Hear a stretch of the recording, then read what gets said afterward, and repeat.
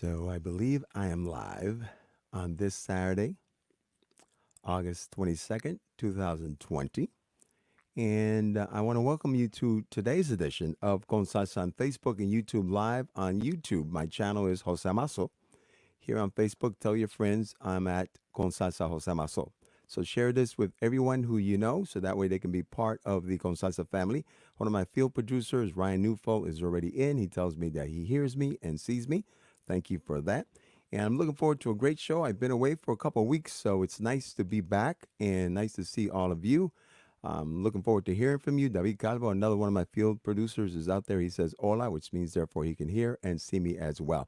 En Pura Vida, allá en Costa Rica, Carlos Alberto Milán Ocampo. Qué alegría ver tu nombre. Bueno, mi gente, bienvenidos a otra edición del programa Con Salsa Facebook Live y YouTube Live. Mi canal en YouTube es José Mazo. En Con Salsa, Con Salsa José Mazo. Díganle a sus amistades para que de esa manera puedan ser parte de esta fiesta semanal que tenemos los sábados y domingos de 4 a 6 con música, también invitados. Hoy mis invitados son el gran percusionista, conguero extraordinario George Delgado, como también el gran bongocero, la campana que baila Jorge González. Ambos miembros de la Spanish Harlem Orchestra están con nosotros, pero tenemos música para cada uno de ustedes. Saludos, Evelyn Martínez, me alegro verte. Espero que todo esté bien contigo. Una boricua, tremenda amiga allá en Chelsea. Salsa Caliche, saludos de Guayaquil, saludos a ustedes. So I think I'm on, creo que estoy en vivo. Vamos a escuchar música y entonces hablaré un poco sobre las últimas 2 semanas y lo que esperamos hoy, mañana y las próximas semanas aquí en el programa Con Salsa. So let's go to some music. So that way, Estrella Vázquez, saluditos a ti también. Let's go to some music and then I'll be right back. So don't go away. Stay right where you are. I'm going to hit the music button. Stay there.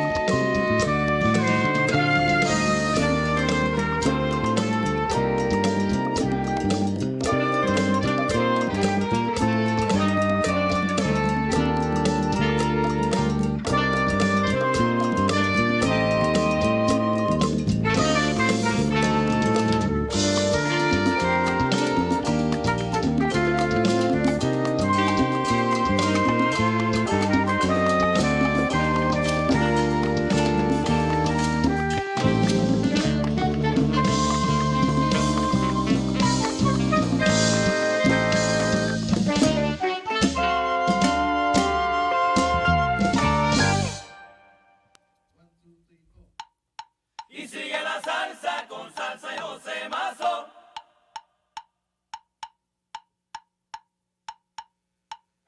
Y sigue la salsa con salsa. All right. Bueno, mi gente, comenzamos y saludos a cada uno de ustedes. Gracias por estar con nosotros esta tarde sábado.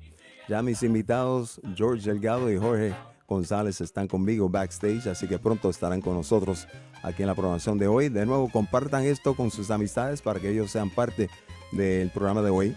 Entrevistas con nuestros amigos Jorge González y también George Delgado. So, share this with everyone. Invite your friends. And Rubén Pérez, saluditos a ti. Elvin Cruz, Chavita la Maraca y el Guiro. Kathy, good to see you. Melissa, same here with you as well. My friends, Jorge González and George Delgado are backstage. They'll be on shortly. We just heard a cut, a new one, by our dear friend Mike Viñas, the bass player, who you know very well was a founding member of the Seis de Solar with Rubén Blades. It's titled Madre Mía. He wrote it, and it includes his arrangement. Joe Manozzi is on piano, Don Gormley on electric guitar, Lee Jeffries on drums, Wilson Chembo Cornel on congas, cowbell, and toys, percussion, Victor Rendon on timbales, Yayuso Kimura on bongo. Connie Rosman did the flute solo. The trumpet was Sam Levitin. I think he's a teenager, if I'm not mistaken. Flugelhorn, Luis Camacho. Alto sax, Al Acosta. Tenor sax, Paul Carlin. And that voice you heard, the voice from above, that was yours truly, Jose Maso. Thank you, Mike Viñas, for including me in that new recording of yours. And tonight on Con Salsa, my radio show, you'll hear an hour where I have an interview with Mike and music by him, including that cut and several others that he has produced in the last few months due to COVID-19. Bueno, mi gente, estamos con ustedes hasta las 6. Va a durar un poco más de las 6. Tenemos como invitados a Jorge González y también a George Delgado. Ya lo veo backstage, están listos. Pero vamos a escuchar un poco de música. Queremos celebrar el cumpleaños de Gilberto Santa Rosa, el caballero de salsa que cumplió año ayer. Tiene una nueva propuesta musical, Colegas, es el disco. La canción Mi Familia, canción originalmente grabada por el gran Rey Barreto. En esta ocasión, Tito Nieves con Gilberto Santa Rosa cantan la canción Mi Familia. From the new album, soon to come out by Gilberto Santa Rosa, titled Colegas. Here he is singing Familia, Mi Familia, with Tito Nieves on vocals. My name is Jose Mazo, con Salsa.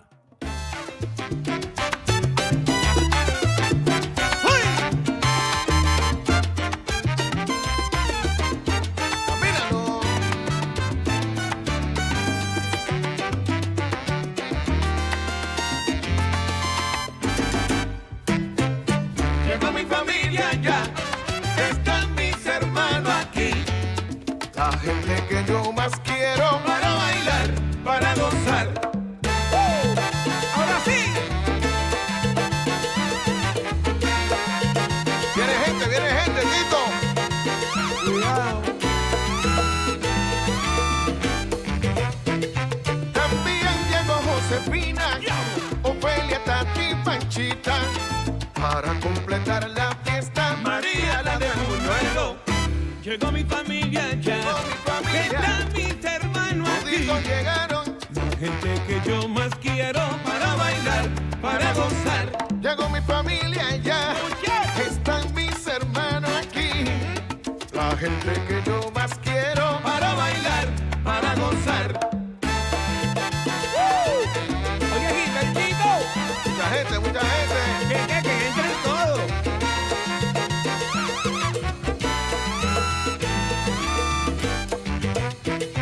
También llegó Josefina, Ofelia, Katy, Panchita. ¿Quién más? Para completar la fiesta, María la de Buñuelo. Llegó mi familia ya, están mis hermanos aquí. La gente que yo más quiero Para bailar, para gozar. Ah.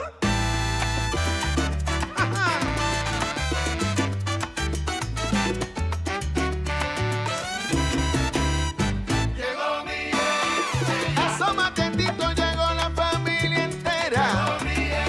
que esta noche vamos todos a celebrar. Como Tito Nieves cantando, el mundo quiere venir para acá. Oye, Gilbertito, ¿y la comida dónde está? Oye, Tito, llegaron las jefas.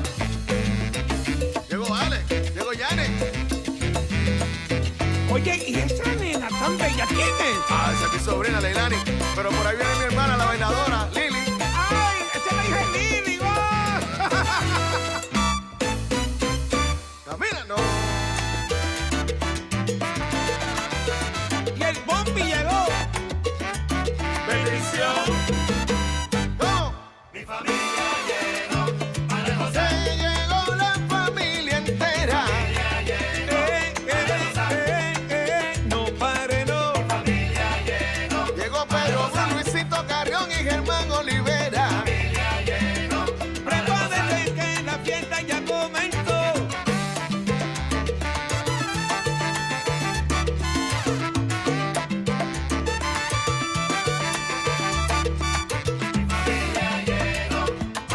Llegó Mariana de Buñuelo. Llegaron a gozar con Tito y con el caballero. En esta fiesta Gilberto, yo sí me quedo. Lo que yo quiero, lo que me quieren, el bonche está entero.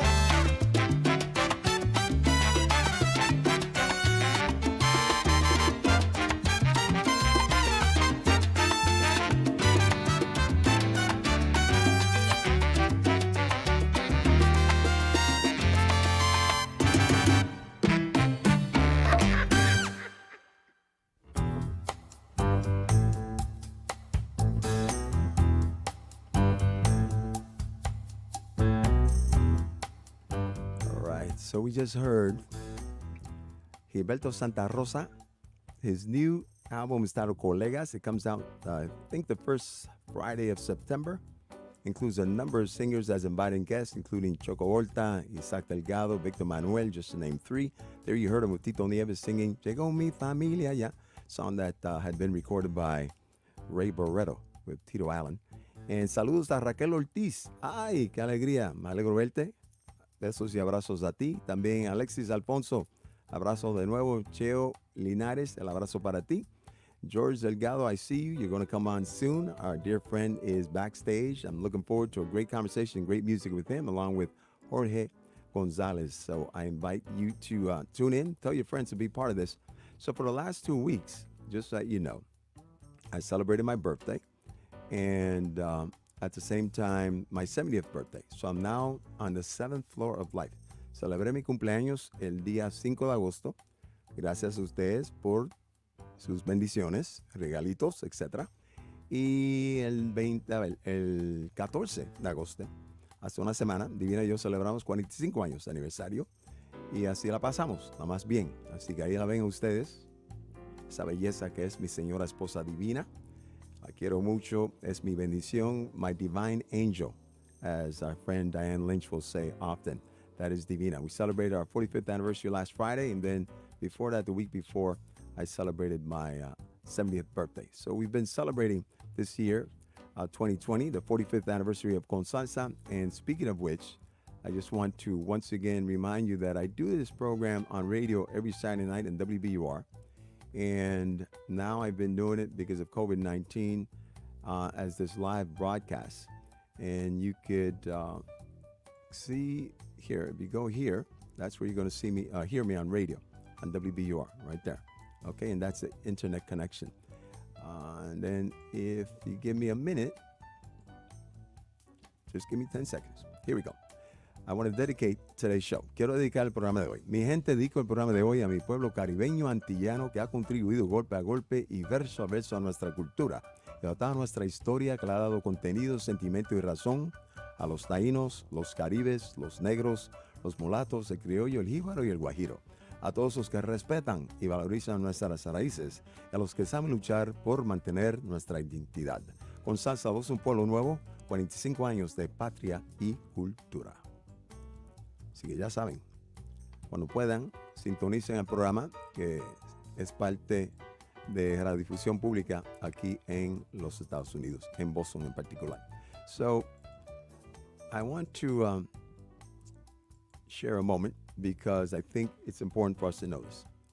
The fact that I've invited these two great percussionists is not by accident. I've invited them because this coming Wednesday will be the 49th anniversary of the classic recording by the Fania All-Stars at The Cheetah.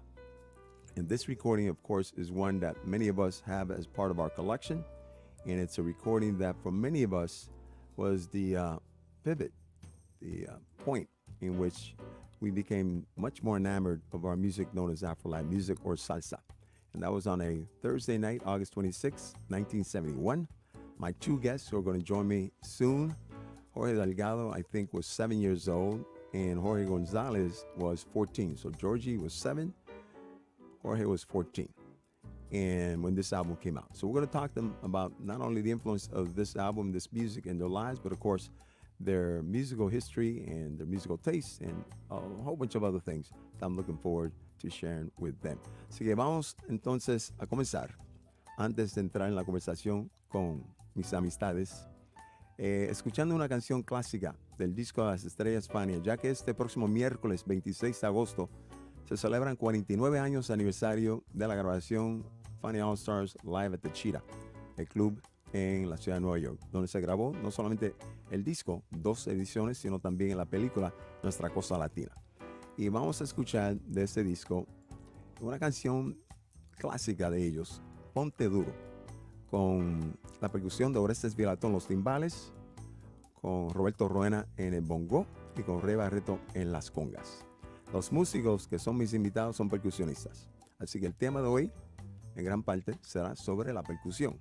And in the weeks to come, next week, I just want to let you know, and I want to thank Melissa in Florida, we're going to do a flute summit. So on Saturday and Sunday, I'm going to have flute players.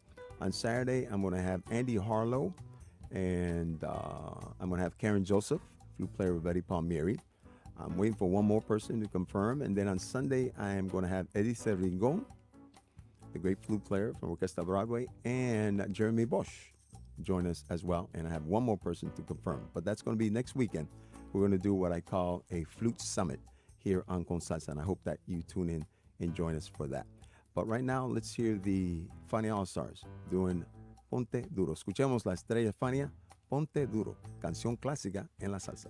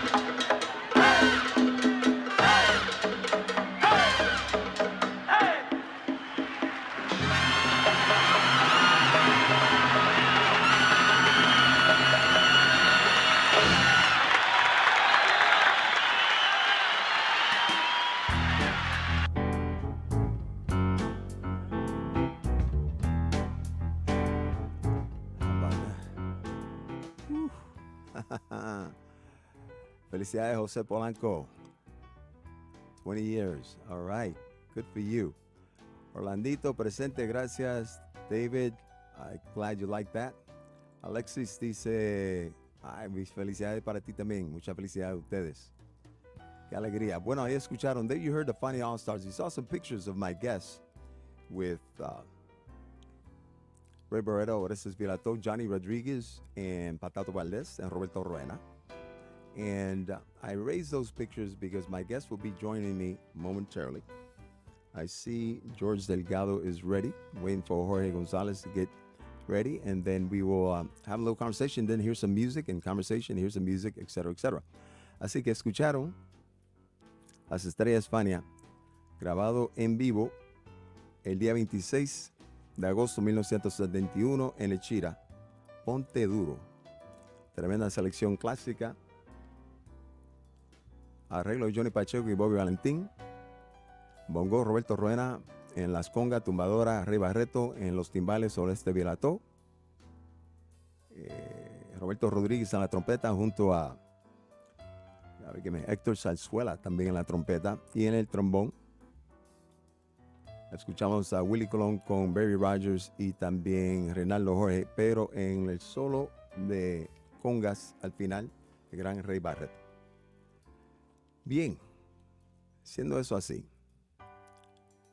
tengo aquí conmigo, yo veo ahí a Jorge George Delgado y veo aquí en la oscuridad, you're looking a little dark there, Jorge González. I can't see you. There you go, a little bit lighter. I'm hoping that your internet connection is strong so that we get to enjoy seeing both of you, everything you've got. But let's do a quick sound check before we get into the nitty-gritty of things.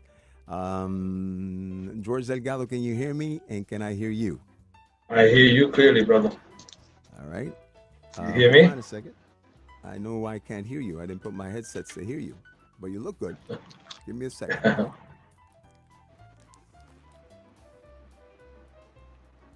My teacher, Johnny Giraldo, says to me, don't forget to put your earplugs on so that way you can hear them, because you can't hear them without your earplugs. So I'm glad Johnny Giraldo reminds me of that all the time. And now, okay, here we go again. George, can you hear me? George, I hear you, brother. I hear you well. Okay, and I can hear you. Jorge González, I think, is having a Good. little bit of trouble getting in and out because his picture keeps dropping. Angelina Medina Quiroga te manda saludos para ti. Eso es desde Perú. Saludos a Jorge González y George Delgado. Bueno, el saludo para ti, Angelina. Qué alegría verte. Saludos. Pronto estar conmigo aquí. Ella será una de mis invitadas en el mes de septiembre, así que estoy ilusionado con verla aquí conmigo. De cualquier manera, en lo que entra Jorge González, George, so I want to talk about everything about you because this is 2 hours of you and Jorge. But I need to start off by asking, in 1971, I was 21 years old. I believe you were 7 years old when that record was made, correct? I was born in 65, so you said 71, so I must have been 6 years old. 6 years old. 6 years, yeah. 6 years old. And Jorge was 14 when that record came out. So for many of us, when that album came out, con ese disco y con ese, ahí viene, ahí veo, ahí está, there he is. Okay, the one and only, Jorge González. Jorge, can you hear us? Jorge González, we can see you, we can't hear you. You're frozen. Jorge, you're frozen. Let's see what's happening there. Well, hopefully you'll get on. Vamos a ver si pronto podemos a ver a Jorge. Mientras tanto está medio frisado. So when that's a nice picture of him. Yeah, he looks good, doesn't he? Yeah. So that album came out. You were a kid. When did you first even come across that song and that album that's so iconic for all of us who are lovers of Afro-Latin music? ¿Cuándo fue la primera vez que tú te recuerdes haber escuchado esa canción tan clásica y ese disco de las estrellas Fania grabado en vivo tantos años atrás? Yeah, I must have heard it when I was about maybe 10 or something, 11. That's when I got a little bit more involved with you know, his Latin music, you know, because I grew up in the Bronx and there was all kinds of music around, you know, but in my house, everything we heard was salsa. So yeah, I must have heard it down the way, and I heard it now again, and it's like, wow, you know, these guys were like way ahead of their time, you know, and like you said, that was a pivot point as to where this what they call salsa dura, you know, that's for me. I might have started sooner, you know, for others, but for me, that's where, you know, that was the point on from that kind of aggressive musicianship, you know.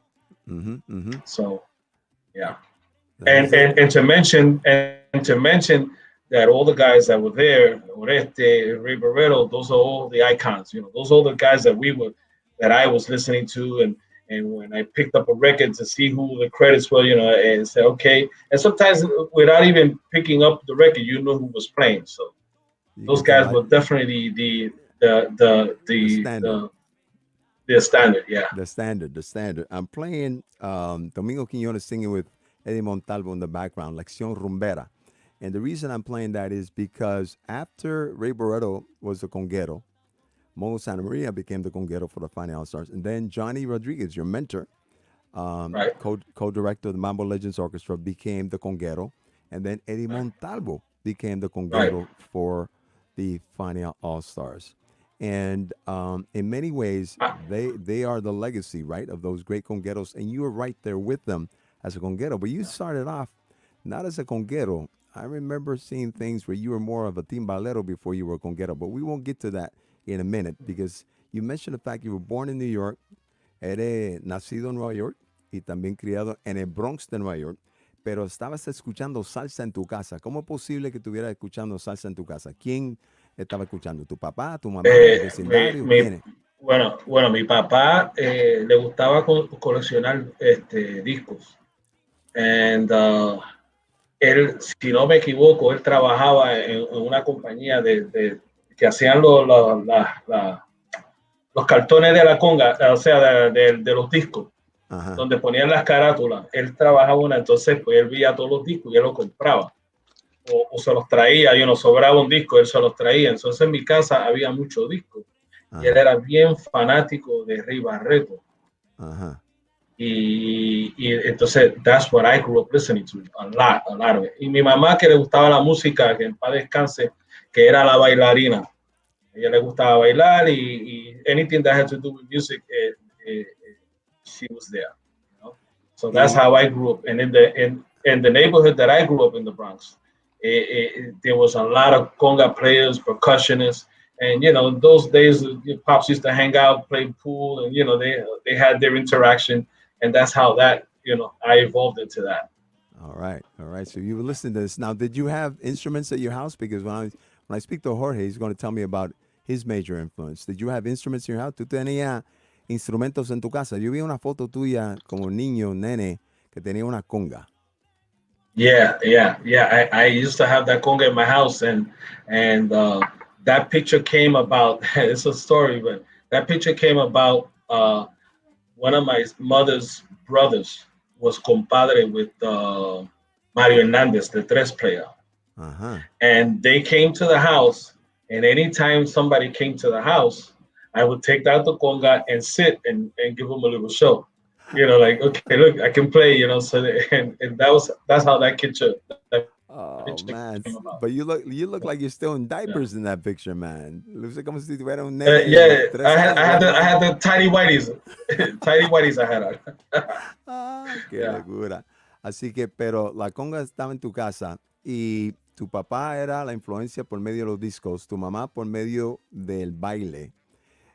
Pero ¿de cuándo fue cuando por fin la pasión de la música, la percusión se hizo parte de tu vida? When did percussion become part of your passion, part of your life? When did that happen? Well, from that picture on, it always was. It was always the passion, and I would beat on anything. Anything that I was given. Yo me acuerdo en paz descanse, mi abuelita me guardaba las latas de galletas, esas es por soda, y Ajá, ella me las ajá. guardaba para que yo le diera, pero te voy a decir la verdad, eso siempre estuvo ahí. Y cuando me mudé a Puerto Rico a la edad de los 11 años, ahí fue que, yo empecé a abrir, porque now all I'm hearing is salsa. I left the Motown, I left the New York stuff, and I'm listening to more salsa now. So there I started, evolving more, and always having musicians around me. For some reason, I always had musicians around me. So, And, and and that's you s- how it's proceeded. and you said you went back to Puerto Rico. Where did you go to Puerto Rico? ¿Dónde se mudaron a Puerto Rico? ¿Qué parte? Mi mamá era de Humacao, Mhm. Puerto Rico, y mi papá de Yabucoa. Okay. So in 1977, we moved as a family. We all moved to Puerto Rico, and then my parents separated, whatever. But I always kept myself busy con el interés. Acuérdate que no había internet ni nada de eso.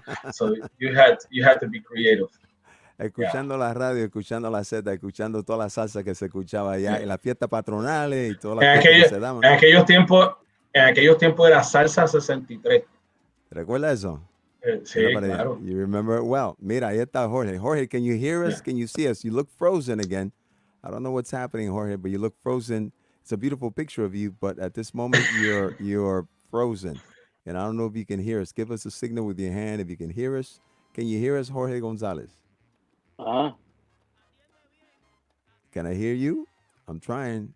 You're frozen.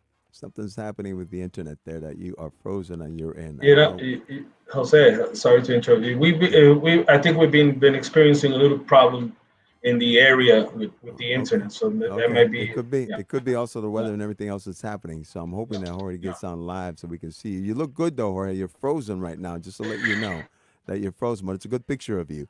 So once you get live that I can see you, I'm going to keep talking to Jorge in the meantime, to George. So George, you go back to Macau and you're listening to all this great music. You're going to fiesta patronales. You were aware of Ray Barretto. Were there any other congueros or musicians that at that time, as a young boy, 11, 12, 13 years old, that you started listening to?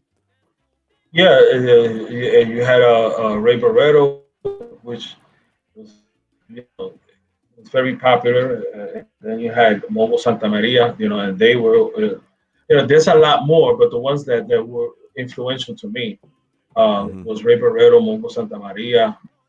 Those, to me, those were the influential. But I know and I'm aware there was a lot more guys, at that young age. As Mm-hmm. as I getting older in my teens, now I'm discovering Johnny, Eddie Montalvo, and at a very young age, I knew who I really dug. I said I like this, I like that. Chucky Okay. Lopez, Manny Oquendo, and so you learn how to appreciate that. As you're getting older. Hold on a Yeah. second. Let's try Jorge once So again. Jorge, those were the those are great names. You're saying great names right there. If you hear the song back here, hold on. yeah. This is Eddie Montalvo again. Listen. La tradición más pura fue el rey de las manos duras, dejó su legado eterno. Puedo llenar un cuaderno con los nombres de timberos. Hay que quitarse el sombrero delante de estos señores. Si quieres tocar tambores, aprende a escuchar primero. Si quieres tocar tambores, aprende a escuchar primero. Si quieres tocar tambores, aprende de los mejores.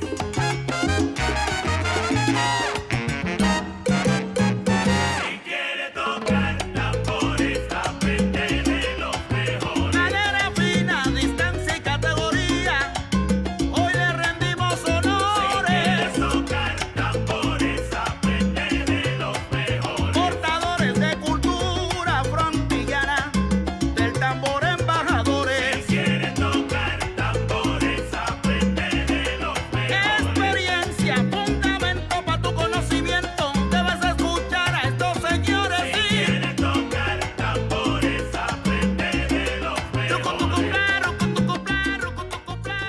Eddie Montalvo, Señor Tambo, se titula su más reciente propuesta musical. De los Mr. mejores. Marcha, le dicen Mr. Marcha. Mr. Marcha. Ya. Le dice Mr. Marcha y ahora debido a su disco que acaba de salir, Señor Tambo, así que le damos los dos nombres, los dos apodos. Ahí la canción dice, si quieres tocar, mejor escuchas primero.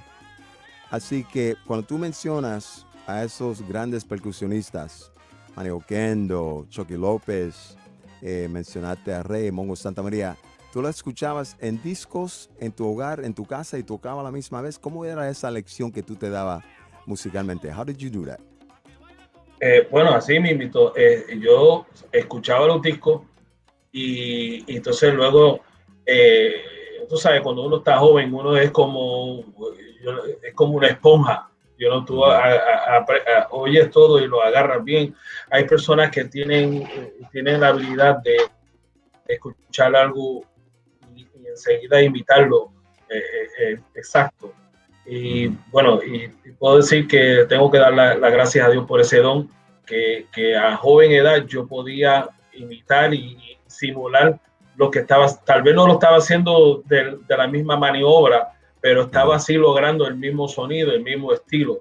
Y yo escuchaba todo eso pero como un verdadero fiebrú y asimilando las cosas y apreciando lo que porque acuérdate que estos músicos de antes no había en realidad, no había una escuela percusiva, no había una escuela donde, como decir, voy a Boys Harbor o la escuela de Willie Colón o qué sé yo.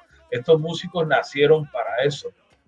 Y muchos de ellos vinieron directo a lo que es, y otros pues, tenían su estilo que no se debe menospreciar, ¿verdad?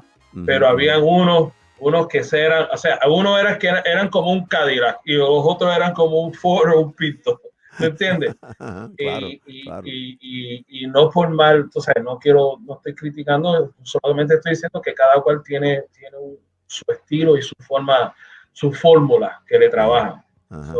Pero yo siempre me fui por esa esquina. Ok. Sí. Y estamos hablando de tú tocando tambor tumba. When did you start adding timbales and when did you start adding bongo to your repertoire of wanting to learn how to play those two instruments? Bueno, el primer instrumento que yo sí destaqué como músico en tarima fue el timbal. Y eso yo lo comencé como a los 15, 16 años en Macao, Puerto Rico, con el conjunto de Tito Rojas. Después que se fue Justo Betancourt de Puerto Rico, él se quedó con el grupo y se llamaba Conjunto Borincano. Entonces, Conjunto Borincuba. Borincuba, Justo Betancourt, Borincuba. Tito Rojas cantaba, pero era también corista. Se va Justo por motivos personales y se queda entonces el conjunto bajo la dirección de Tito Rojas y le cambian el nombre. Exacto. Y se cambia el nombre el Conjunto Borincano. Entonces Tito Rojas y yo éramos vecinos. Es decir, él vivía en una cuadra de la urbanización. poquito, como 2 o 3 minutos él vivía. Entonces, gracias a mi mamá, que siempre se metía la cuchara por mí, ella le decía, ella trabajaba con la esposa de Tito Rojas, y ella, parece que cuando Tito iba a buscar a su esposa, le daba pon a mi mamá a la casa, porque éramos vecinos. Y la mamá mía parece que le decía, mira, yo quiero que tú veas a mi hijo, que mi hijo toca, y qué sé yo, y metiendo la cuchara, y hasta que un día yo estaba en junior high school, hasta un día que vino Tito a mi casa, y la abuela mía me dice, mira, hay un señor ahí que se llama Tito Rojas que te anda buscando. Y yo salí para afuera y ahí empezamos una conversación, y dice, mira, dicen que tú tocas, que qué sé yo, quiero ver cómo tú funcionas y qué tú das, y voy a hacer un ensayo y yo te vengo a recoger. ¿Estás dispuesto? Y yo decía, sí, claro. Y tú eras un chamaquito. Con él, y de ahí era un chamaquito guapeando. Yo tenía como 15 o 16 años. Pero confiado, pero no exageradamente, o sea, confiado de que yo podía, porque la fiebre de tocar era tanto. Y yo le dije, bueno, pues está bien, y así fui, hice el ensayo, y de ahí para adelante, yo empecé a tocar con Tito Rojas de los 16 para adelante, como hasta el 83, que en el 83 me mudé para Nueva York otra vez. Okay. De joven. So you became a timbalero with Tito Rojas. That was a nice way to start off your career, to be playing timbales. And thanks to your mother, God bless her, for doing what many mothers do, right? The mothers are proud of their children, as our fathers, and we want to make sure that people realize that they have talent. So what was the experience playing with Tito Rojas? What made that so special in the sense of being in that type of group? It wasn't a Gran Combo, it wasn't Sonora Ponceña, it wasn't Roberto Ruenas Polo Sound, it wasn't Bobby Valentin, Willie Rosario. It was a different type of format as far as the orchestration, and also it was Tito Rojas, who was the singer, and it wasn't led by a band member. So what was that experience like for you? It was a good experience. I learned a lot. I mean, I learned the mannerism of being on stage, to be aggressive, but not that you want to be better than anybody, showing off or anything. It was just, this is a job. This is what you're gonna do, and Tito. Some people see him away, but Tito is the most humblest cat you'll ever know.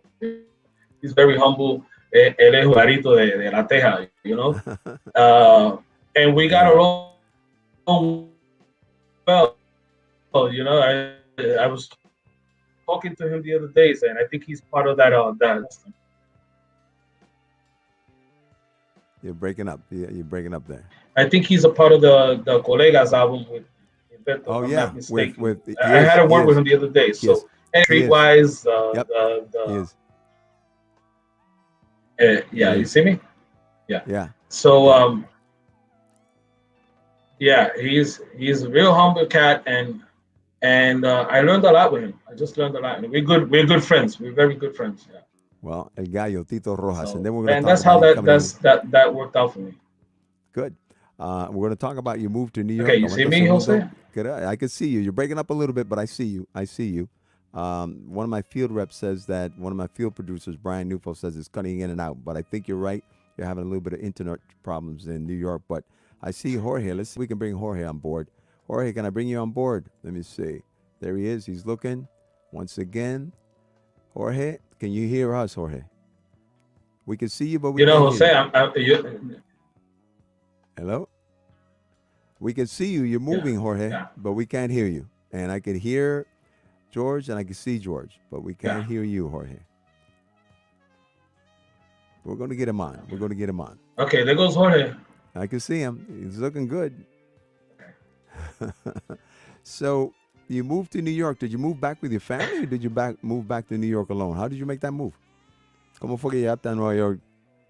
Yeah, I moved.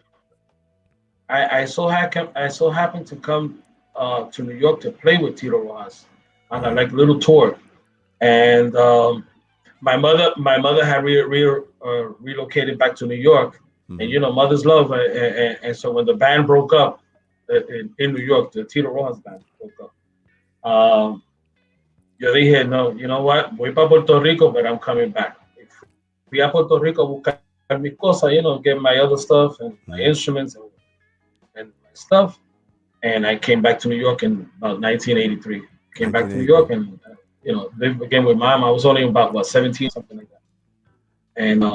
And to this day, I've been in New York, you know. You're Puerto Rican.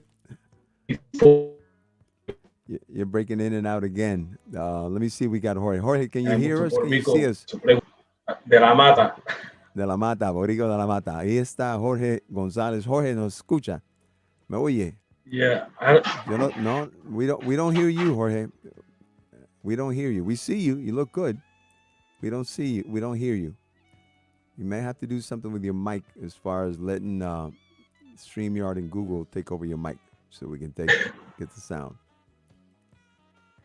I want to hear you. You look good, though. I'll keep on talking to George until I can hear you, Jorge. Vamos a continuar hablando con George Delgado en lo que entra Jorge González, que también se encuentra en la ciudad de Nueva York. Y la gente allá en Puerto Rico, nuestras oraciones, sabemos que hay una tormenta, espero que todo salga bien, si Dios permite, pero estamos con ustedes, como siempre, en hermandad y solidaridad. Y continuando la conversación, entonces, George, en lo que entra Jorge, todavía siendo teenager, llega a Nueva York y eso es en el año 83, todavía la música estaba... yeah, it was okay. I mean, you know, the clubs were still around. Había mucha variedad musical. You know, like there was para todos los gustos y todos los colores. Y entonces, ¿con quién comienzas tú como miembro de una agrupación musical en la ciudad de Nueva York después de tu traslado de Puerto Rico a... El primer guiso que yo empecé a hacer aquí en Nueva York fue con un grupo que se llamaba Los Kimi. Dirigido por Kimi Solís. Ajá. No sé si sabes quién es. Ya, sí, lo tengo el disco de la... Y ahí cantaba el difunto Rey Sabá. Yeah, I've got the Entonces, album. Ahí... Sí, ya. Pues ahí yo grabé, toqué con él y grabé un primer disco con él. Y luego Tito Rojas grabó un disco con un sello que tenía ese señor, o era parte de un sello disquero. Yo creo que era TR Records, if I'm not mistaken. Yeah. Y luego de ahí me voy con Tito Allen un ratito. You're breaking up que again. tenía un grupo y luego caigo en el 85 por ahí, caigo con Santiago Cerón. Vaya, tremendo cantante. De ahí empiezo a tocar porque el grupo se tocaba todos los días. Yeah, no, ese grupo estaba bien pegado. Con Santiago Cerón. Aguanta un segundo, George. Hold on a second. Jorge, talk. I hear you coughing. Jorge, I can hear you now. Do you have earplugs or anything so we don't hear echo? Well, yeah, but I was having problems with it. That's why I had to take it off. No. Do you have well, okay, let's work it without it. Hopefully it won't interrupt the sound. It's good to see you. And from time to time, if you break up, David, you're breaking up. David Calvo, one of my field reps, says that sometimes we have to relog again so that we can make sure that we get the best signal. But we'll work with what we got. So in the meantime, hold on a second. Jorge, I'm going to give you a second to catch your breath. Both of you. Oigan esto. Can you hear this?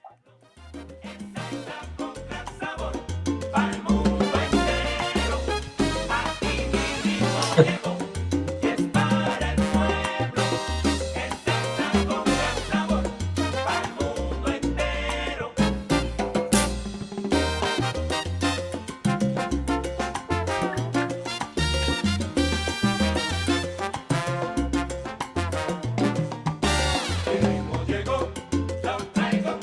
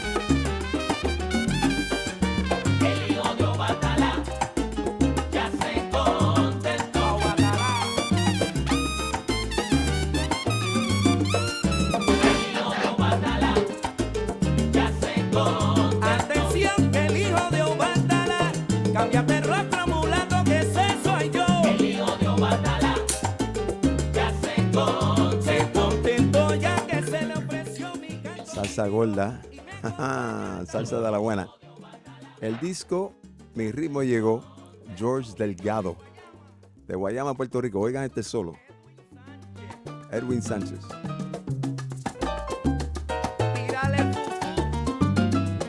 Dale fufu.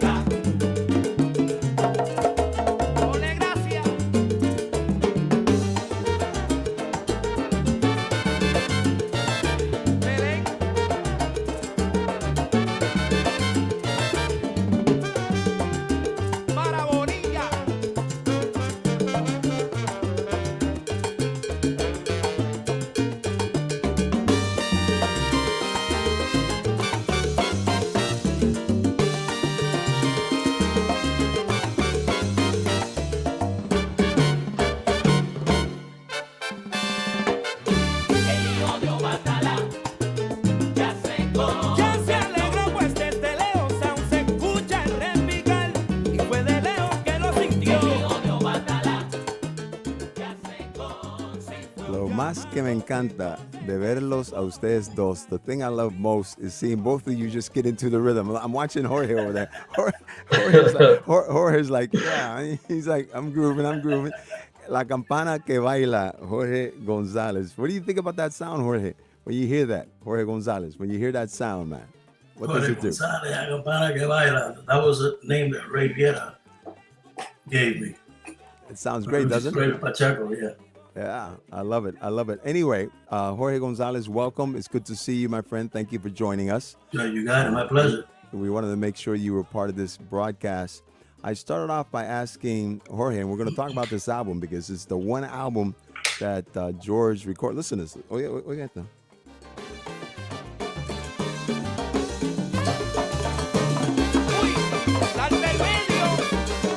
Salta el medio.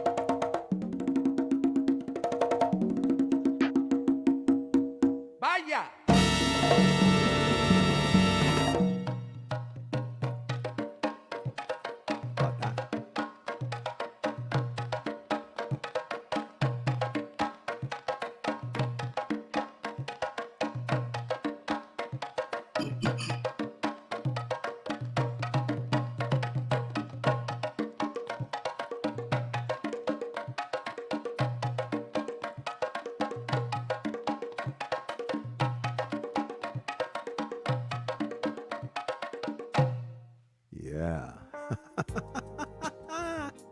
Te la comiste, brother. Y con el batá, that's icing on the cake. I love that. I love that. So the album, folks, you just heard from George Delgado, Mi Ritmo Llegó. Julio Salgado sang the first song, the title track. There you heard El Hijo de Batalá. And that was Frankie singing, wasn't it? Yeah, Frankie Vasquez. Frankie Vasquez sounding good. The whole band sounding good. And you and Tumbadora. I just love, for those of you who collect music, who like great music, you want dance music, si quieren salsa dura, un disco que vale la pena tener como parte de su colección, ese es el disco de nuevo, para que sepan. Miren, bien fácil. George Delgado, Mi Ritmo Llegó. Dice, do not open, let me see, wait a minute. Let me read it so I can read it correctly. It says, warning, caution, do not open unless you can handle the rhythm. Do not open unless you can handle the rhythm. Well, that's got rhythm. That's got rhythm. So let me segue to Jorge for a minute. So Jorge, I started off the program, comencé el programa asking George about that recording that's so iconic. This Wednesday will be the 49th anniversary of the Funny All-Stars recorded live at the Cheetah. And he was 6-7 years old when that album came out. You were 14, I believe, when the album came out.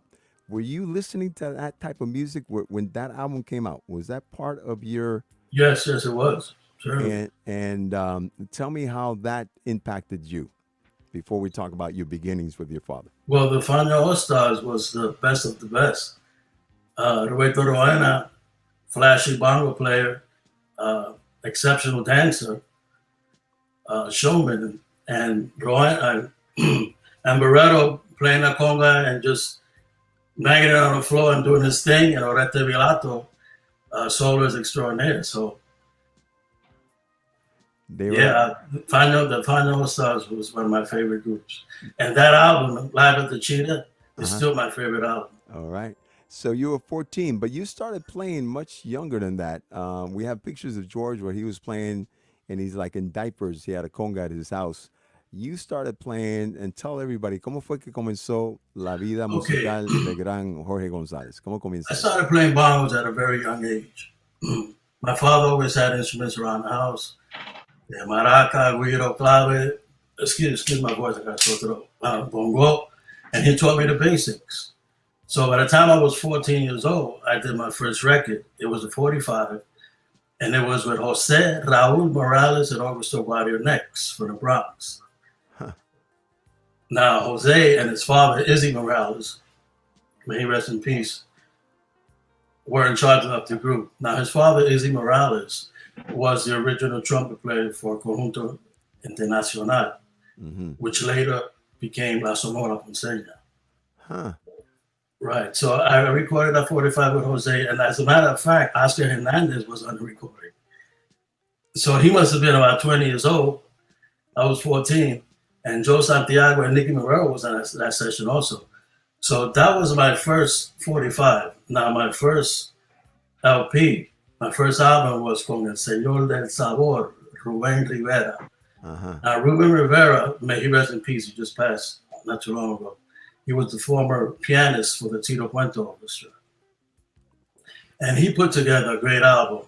Yario Lindo, Alberto Santiago, Luis Perico Ortiz, Tonico Fresi, Bomberito, and also John Flaco Rivera, who was Bobby Valentin's bass player when he used to play flugelhorn. So that was a great recording. And after that, I started playing with Fuego 77. Now, that was the band that Frankie Vasquez, a vocalist, used to sing with. Right? Frankie Vasquez and his cousin David Sanchez, they were the singers. After that, I started playing con Conjunto Bembe, which was John Berniger's group, who was a former player for the Tito Puente Orchestra, conga player. And that's where Sergio George and Ruben Rodriguez, they were playing with that group also. So I got to play with them. Después de eso, I got to play con El Judío Maravilloso, Larry Harlow. How did that come about? Time out. You told us who you play with. How did you go from those groups, and how old were you when you jumped into playing? And saludos ahí, Castrillo, dicho sea paso. ¿Cómo fue entonces que entraste al grupo del Judío Maravilloso? Porque, you know, who's the bongo player at that time before you came on board? You remember? I really forgot. I don't know. Okay, yeah, he had Malave. It wasn't Pablo Rosario, right? El Indio. No. Okay. No. Okay. And so then? Yeah, so the singer that used to sing with Conjunto Bembe, he started singing with Larry Harlow. So he recommended me. So I get a call from Larry. Hello, man, I speak to Jorge González. I said, speaking. And he says, this is Larry Harlow. And I froze. I'm like, is this a joke or something, you know? And then he says, hello. He says, this is Larry Harlow. He was recommended by Ray Perez. And the bongo chair is open. Are you available? I said, yes, I'm available. He said, but hold on. The question is, can you do the job? I said, I know I can do the job. He said, that's what I want to hear. You start Saturday. No rehearsal until I start Saturday. So that was a Wednesday. So as soon as I got off the phone, I started just practicing and trying to learn all the tunes, you know. So when Saturday came around, I go to the gig and I see El Gordito de Oro, Mr. Frankie Malavé. He was on conga. Pancho Roman was on timbales. And Julio Romero was on bass. So we played the first set. So after the first set, I see Larry speaking with Frankie Malavé, and they both smiling.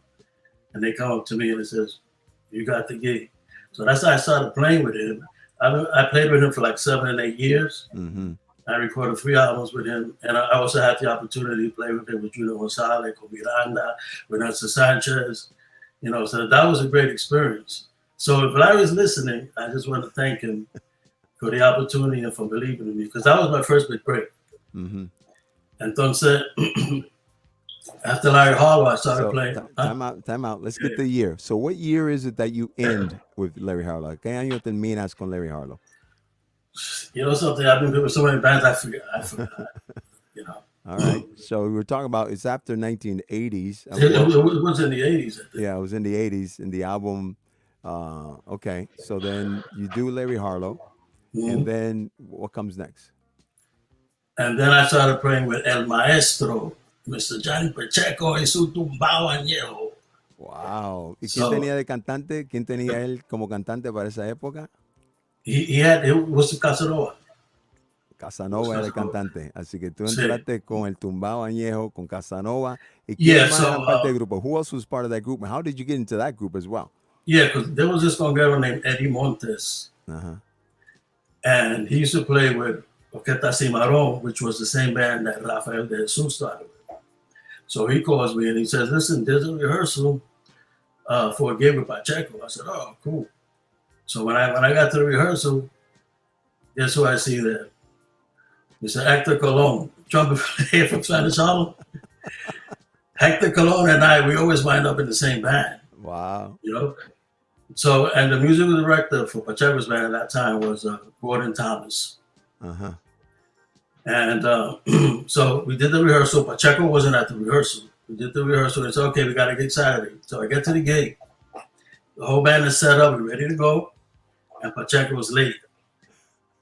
So Pacheco finally arrives.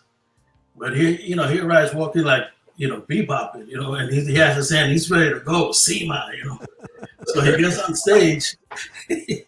So he gets on stage and he doesn't say a word to nobody. I guess he felt guilty that he came late or something. So he doesn't say a word to no one. And then he has his hands up and I'm sitting right in front of him. And then he looks down and he's just looking at me. He didn't say a word. He's like thinking, where the hell is this guy? This is the first time I'm going to meet Pacheco. So he counts the band off. We play the first tune. And then after the first tune, he turns around. He puts his hand, he puts his fingers in his chin there. And he said, oh, yeah, man, you play a good bell. And that's how I got the gig. And I started playing with him like 20, 25 years on and off. Wow. With Pacheco. Pacheco was a trip. Also with Celia, Pacheco con Celia, Conjunto Libre, with Monquito El Único. Yeah, so that was that. Entonces, después de eso, then I started playing with Mr. Hardy and Mr. Rey Barreto. That was a great experience because Barreto, he wants you to play toca, That was a great experience. So this is funny because at that time, David Lugo was a timalero. Mm-hmm. So he calls me and he says, listen, come to a gig. Ray wants you to sit in. I said, okay. So I get to the gig. I told the bouncer, listen, I was invited by Ray to sit in with the band. And then he gets the band boy. He gets Ray's band boy. So I told Ray's band boy I was invited by Ray. Excuse me. Yeah. I was invited by Ray to sit in. So the band boy says, what's your name? I said, my name is Jorge González. So he looks at me like he knows who I am, but he's playing it off, Uh-huh. So he says, well, what instrument you play? I said, I play the bongos. He said, the bongos? He said, okay, listen, I'm going to let them know you're here and I'll come back and get you. I said, okay. And you know what? Todavía la estoy esperando. That guy never came. He never came back. So what happened? You didn't get in? Yeah, that guy, he never came back. So then I got a call the next day. They said, listen, it's that Mambo. He's related to whoever was playing bongos there. He's related to him. That's why he never came back. So they said, don't worry, you're going to start the following week.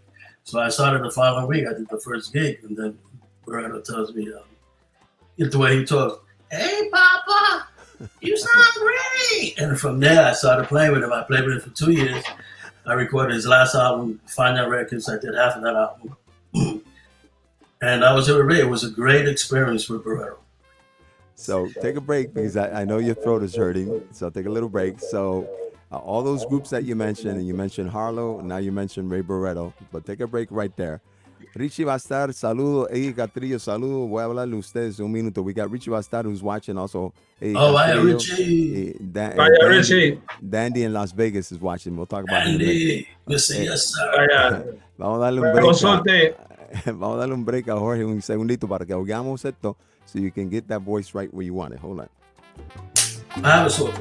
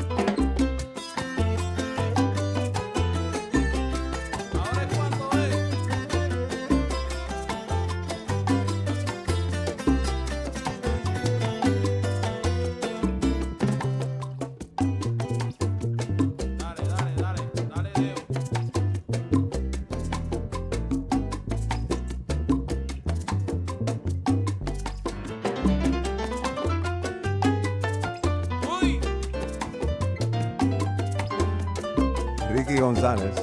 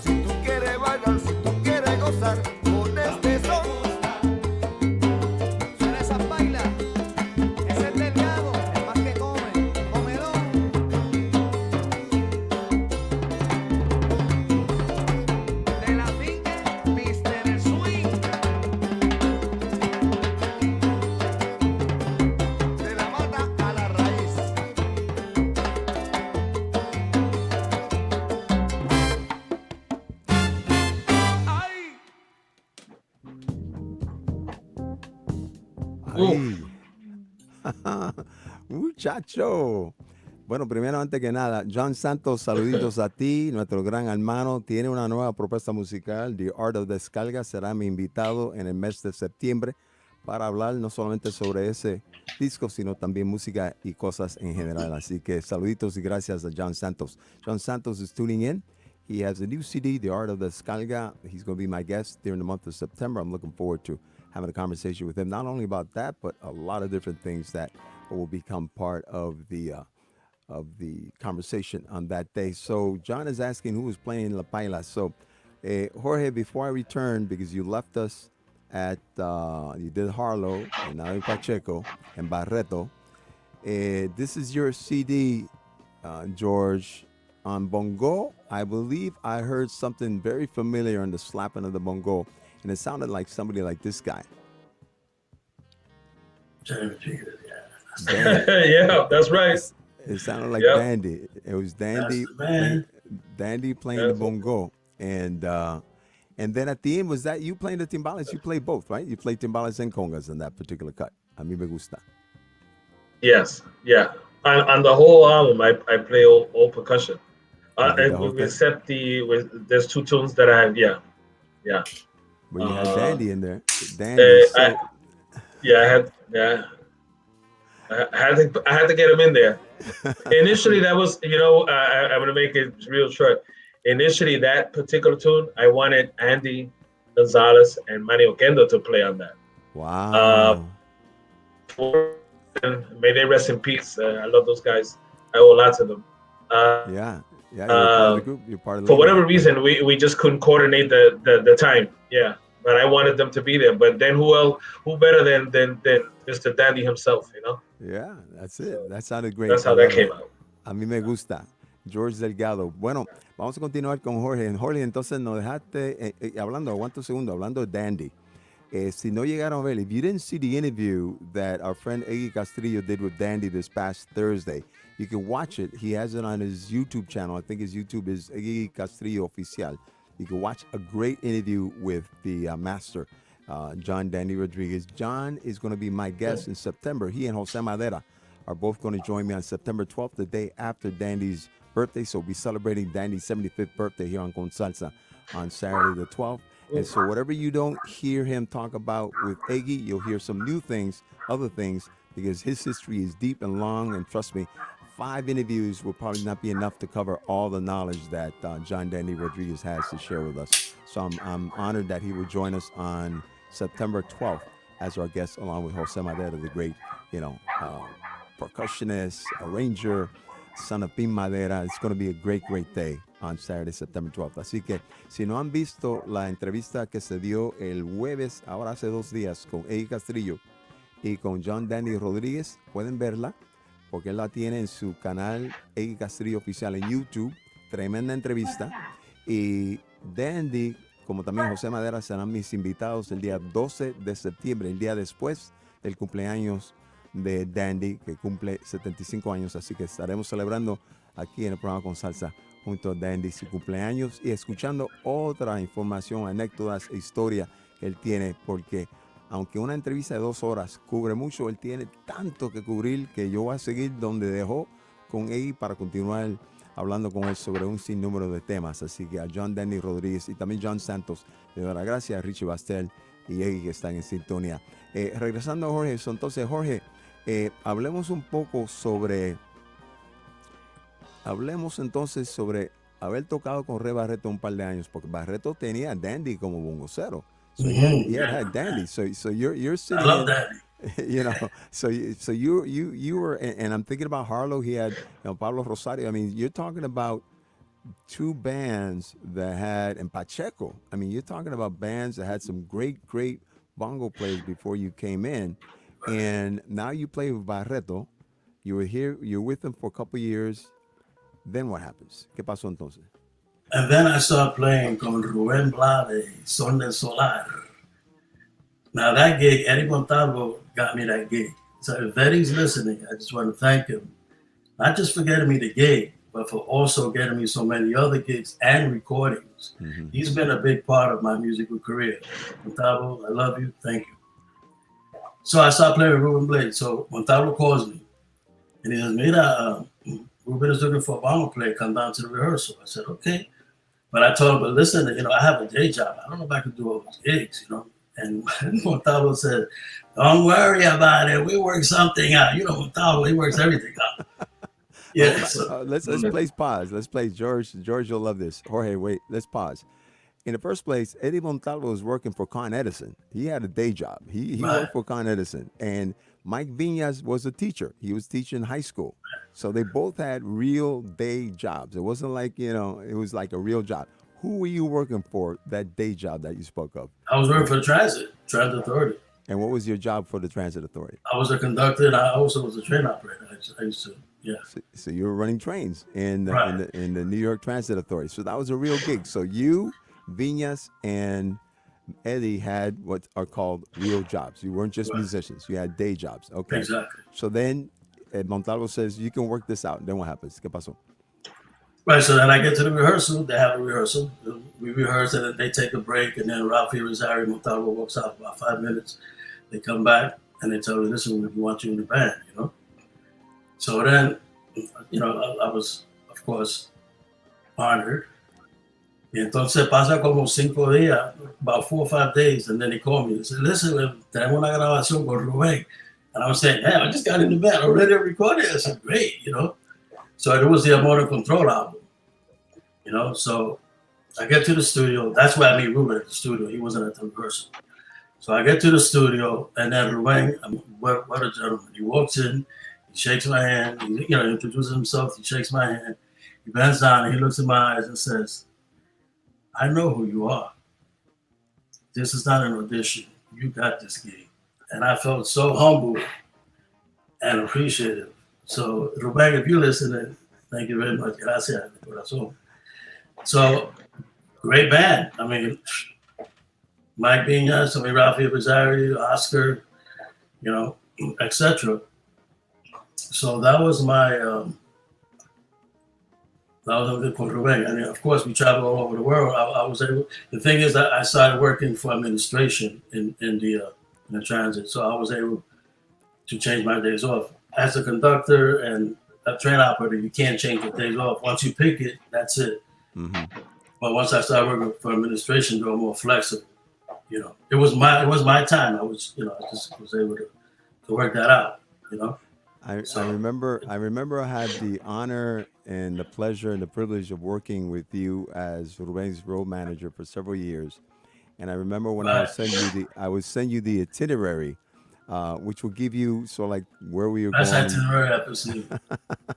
and you would say to me, okay, I got to take these days off, and I was always concerned, right, because I knew you and Montalvo had to shift around your dates, etc. And we would go on some tours that were just not weekends. You know, they would go into the week, so you had a lot of things. But so going from Harlow, Pacheco, Barreto, you're still with Pacheco, you know, in theory. Right, yeah, Pacheco, I don't know, like 25. You're still with Pacheco. Yeah. Tell me what you learned earlier. George told us how much he learned as a young man playing with Tito Rojas, right? At his beginning. From the moment you started with Harlow to transitioning to Pacheco, to Barreto, to Rubén, tell me what those four bands taught you in hindsight. Now that you look back, you can say, here's what I learned from this one, this one, this one, this one. If you can share that. ¿Qué aprendiste? ¿Qué lecciones? Sure. They all have all the bands have different styles, but I learned in Pacheco's band. I learned discipline, how to just play afincao, ahí mancha, you know, just lock and groove. With Pacheco, with Harlow, it was more open, you know, it was more free, and with Barreto, it was more free. You can do what you want, you know. So with Pacheco, I learned more conjunto, and with Harlow and Barreto, you know, just go out there and do your thing. You know, as long as you blending with the band, you can do whatever you want. And what was it like playing with Ruben's band, with Son de Solar, who had Montalvo and Rafi Rizari? I mean, Eddie Montalvo, I've been listening to Eddie since I was a kid, you know. So to actually play with Eddie, it was an honor and a pleasure. Also, Rafi Rizari. Rafi Rizari is so creative. I mean, especially in the solos. Whenever you hear Rafi taking a solo, it's a different solo. It's not the same one. You know, and with Robbie Amin there on traps, you know, it was a great section. It was a great rhythm section and great music. Well, and Jordan, you know, it was fantastic. I mean, you was there, you know. No, I was there. I know how good it was. It was great music. It was fantastic. So I'm going to ask both of you some technical questions. So John Danny Rodriguez now has a cowbell for LP, Johnny's cowbell. What cowbells do you both prefer? You, Jorge, as a bongocero, la campana que canta, que baila. George, you as a timbalero when you would play timbales, and then whenever you pick up the cowbell to play bongo or whatever. What are you looking for? What sound is it that you want when you say cowbell? Let's start with George. George, go ahead. Well, we always look for a bell that cuts through, and also you have to use a bell that fits the music, the style of music that you're playing. So every style of music has a sound. You know, conjunto, like conjunto clásico, that style, the chapotín style. The bell was a lot more. It was a low pitch bell, but it was had a drier sound. With the big band, you use more like the low pitch, the kind of bell that Johnny uses. You know, we pick bells exactly for the occasion. You know, so that's the way I see it. And a thing that I always prefer is that the bell itself inside, the welding of the bell is not overlapped. It's one whole piece. That's my preference of bells.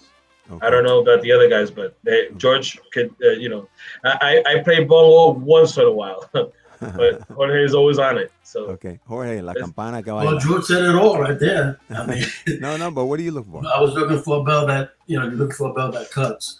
Also, it depends what band you play with. If you're playing with a big band, you use like a medium high bell. If you're playing with a conjunto, you use like a low bell. The bells that I use now, I mean, I want to get Johnny's bells now. I want to get his low and his whatever he have. I want to get Johnny Rodriguez bells. But right now, I still have some LP bells and JCR bells. I still have some of those, and I also have a bell from Venezuela, JLR. So it depends, Also, if you want to add color to the arrangement, you can use a high bell and switch to the low one. Gotcha. So. Gotcha. Before we continue, let's hear a little bit of music. Rey Viera, compañero de Pacheco y su tumbao, graba un disco que incluye esta canción musical, en el cual tiene 3, pero también en el bongo, nada más y nada menos, su compañero con Pacheco y su tumbao, Jorge González.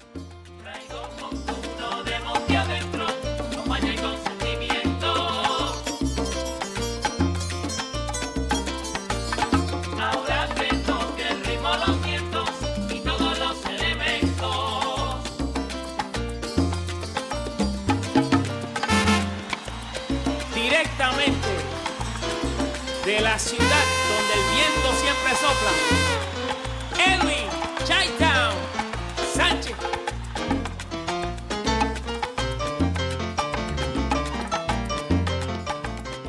Edwin Sánchez es de Guayama y también he's a pianist, man. He can play. The brother can play, man. He can play. Yes, he can.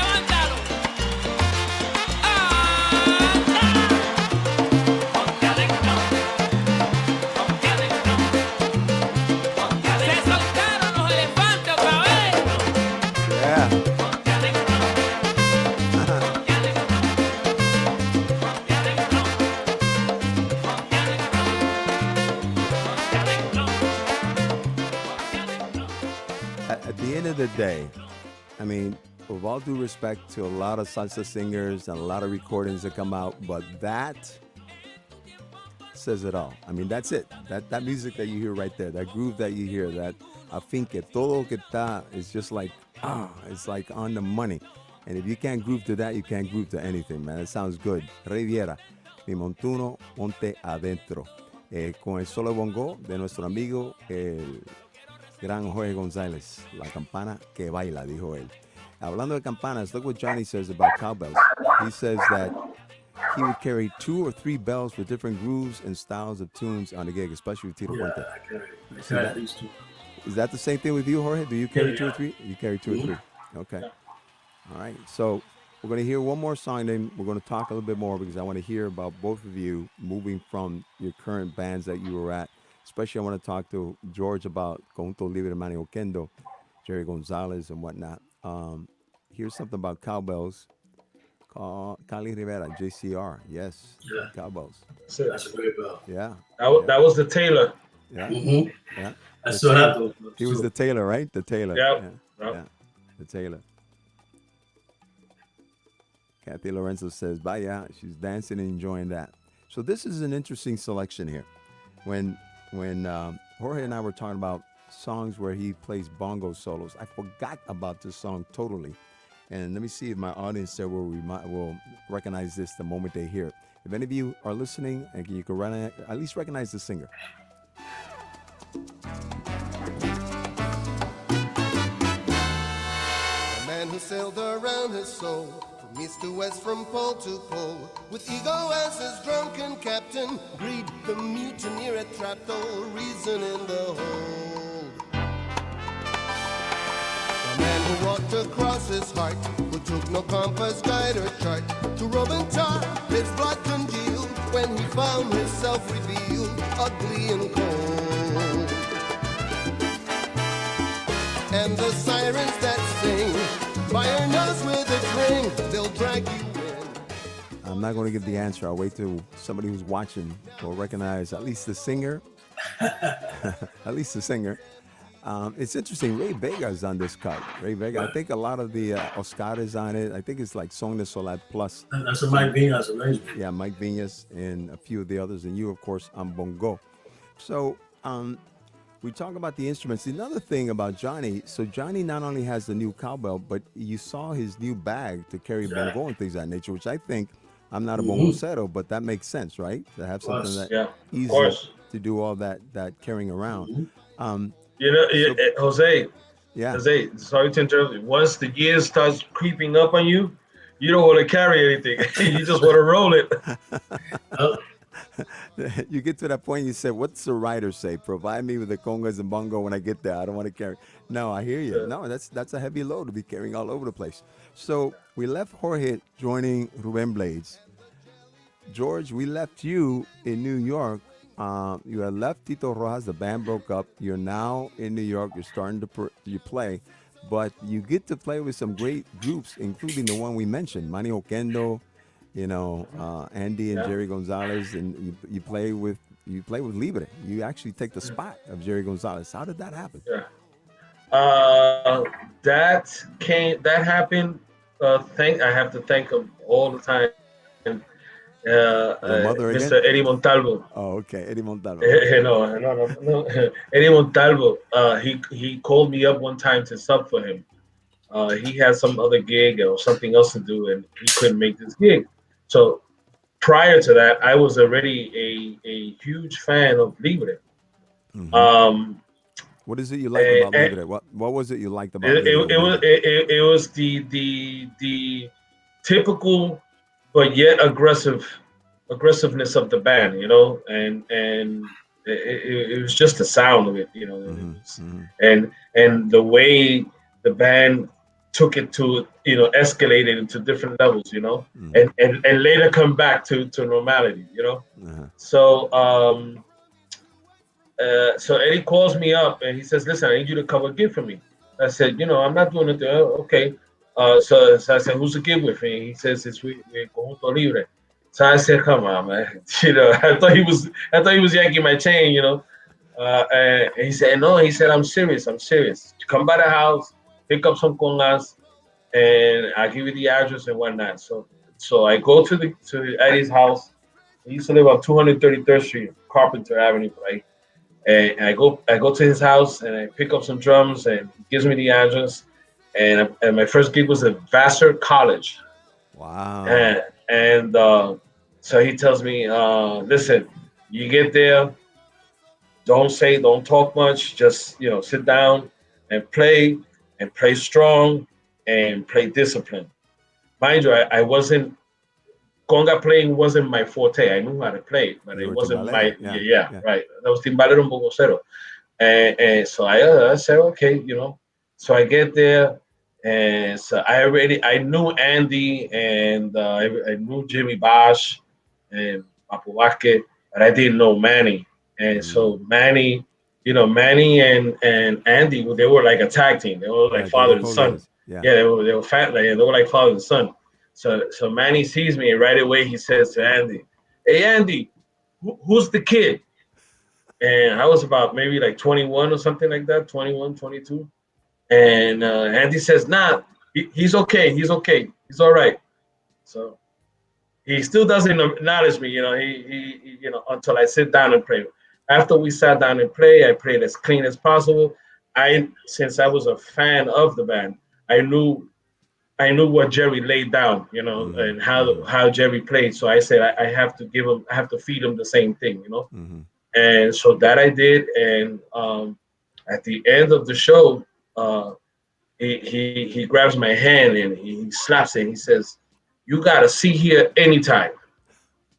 And from that time Manny on, Oquendo. that's Manny that's Oquendo, that man. he took me under his wing, and he really he laid a lesson on me. Yeah. He's very disciplined. Oh yeah, Manny Yeah, was not easy. Manny Oquendo yeah, was not yeah, easy. yeah, I had the honor of sharing the stage with him on a number of occasions, and he was like, like yeah, that when yeah, it came to yeah. the music and the pen. A latigazo limpio. Yeah, Yeah, he was. yeah, yeah. and, And and he recorded every gig. he He did. recorded Yeah, no, it. I Yeah, knew that. he recorded every Well, gig with a boombox, and he was checking you out. yeah, The he next would. day you get your report card. Yeah. Yeah, I remember him doing that when we would be on yeah, stage. But you spoke about Jerry Gonzalez. You've both mentioned Eddie Montalvo and the school of the Eddie Montalvos and the Johnny Rodriguez, etc., who teach you so much. I have to give thanks. You've been giving thanks to Eddie and to others. I give thanks to them as well. But I also have to give thanks to both Jerry Gonzalez and his brother Andy Gonzalez yeah. because they were the Every, ones when they had that the basement over there in Gildersleeve Avenue in the Bronx. My first time in New York when I started the show, I started June 22nd, 1975. In the first week of July, I went down there. The Fania All Stars performed at the Madison Square Garden, and Alex Masucci invited me to the concert. So he says, "Come on down before," and that's when I interviewed everybody. I met Barreto and interviewed him. That's when I met Rubén Blades. But I think the first day I was there, I looked up Rennie Lopez, and he was mm-hmm. working at a hospital, and he called up the Gonzalez brothers, and he told me, "You got to meet these guys." And so I went to their house over there in Gildersleeve, and I spent the whole afternoon and evening into the night just listening to cassettes, listening to albums. Musicians would come by and they start jamming. I mean, it was just like going to school, like if they had put an injection into your vein and just gave you all this blood of history of music.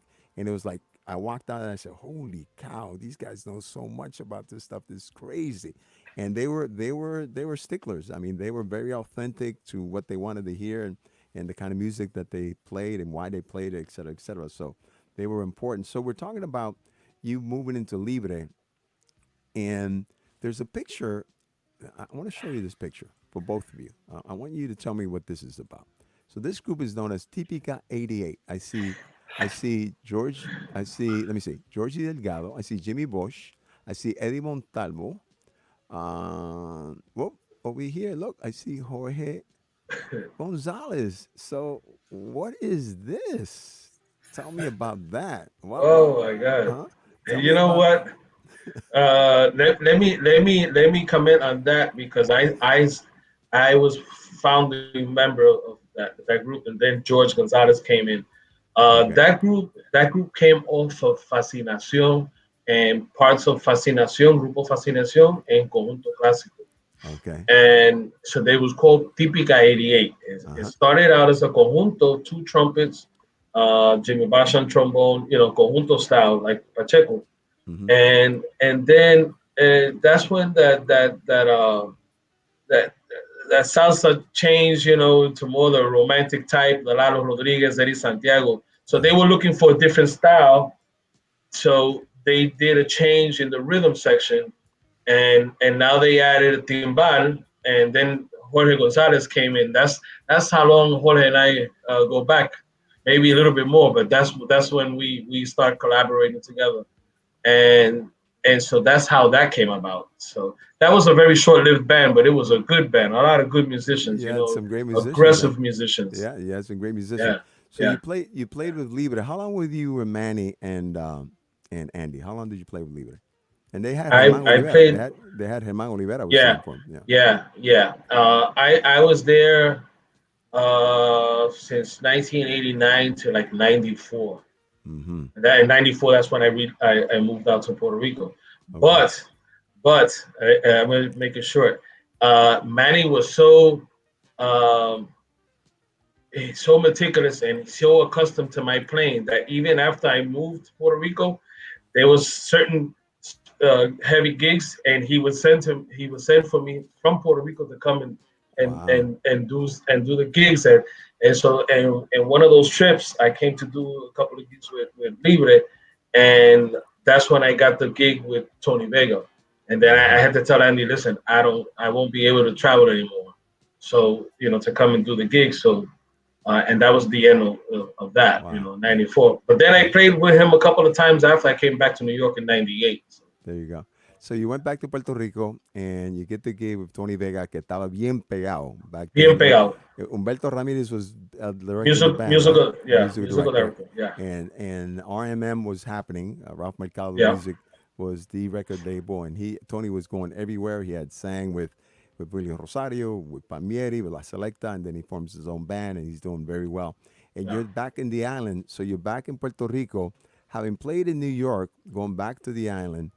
Tony had played with those bands that I mentioned, Willie Rosario, que Eddie Palmieri, que La Selecta, but now the sound is somewhat different for RMM in Puerto Rico during that period of time when you go back. How did your playing change? You had been playing with Boquendo, who you just mentioned was like, and he would take it higher, and then bring you back down.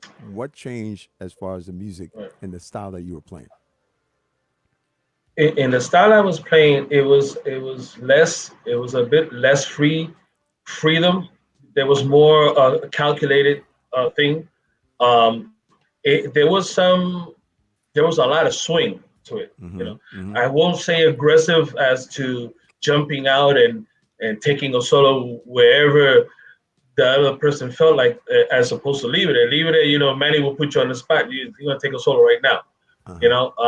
With Tony, everything was calculated.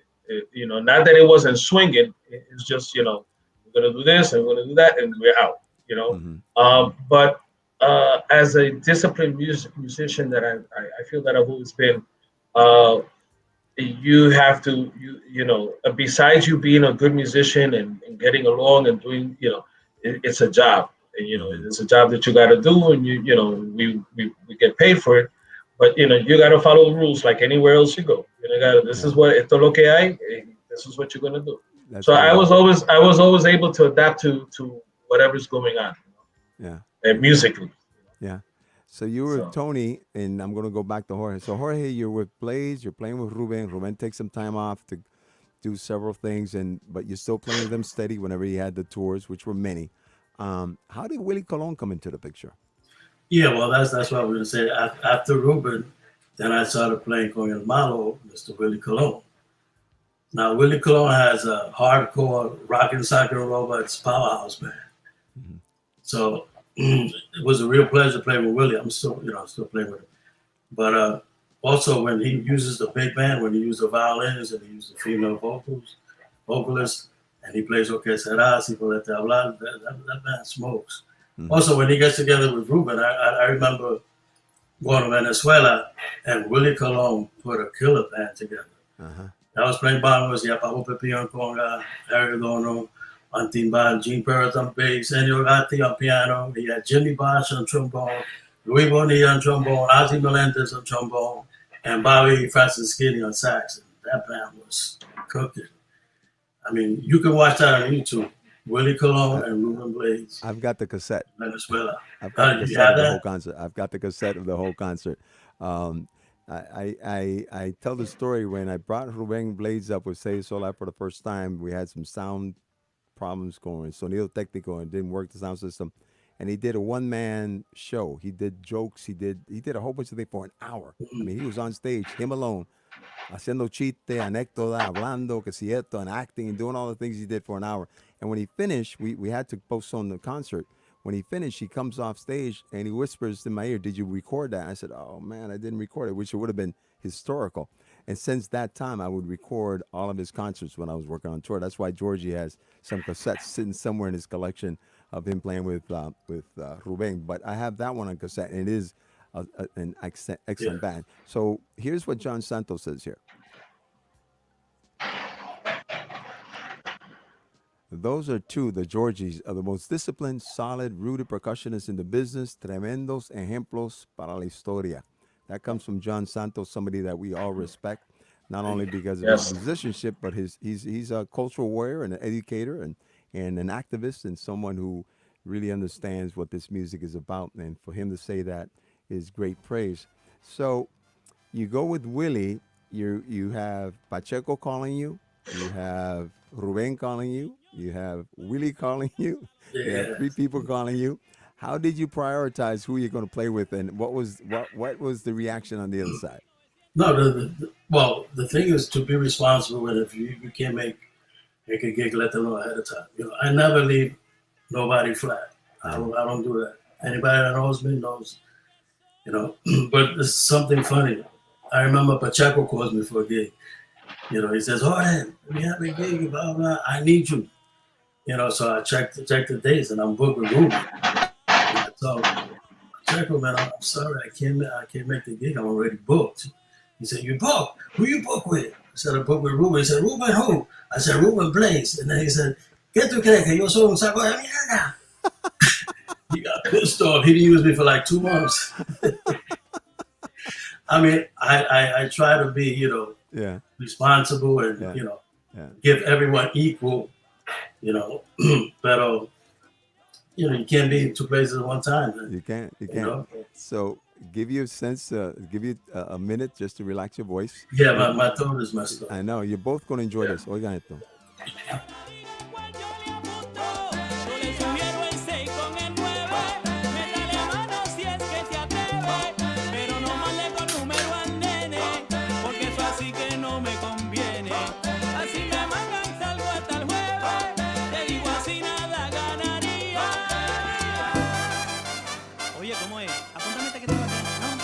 Lari, juégate ese.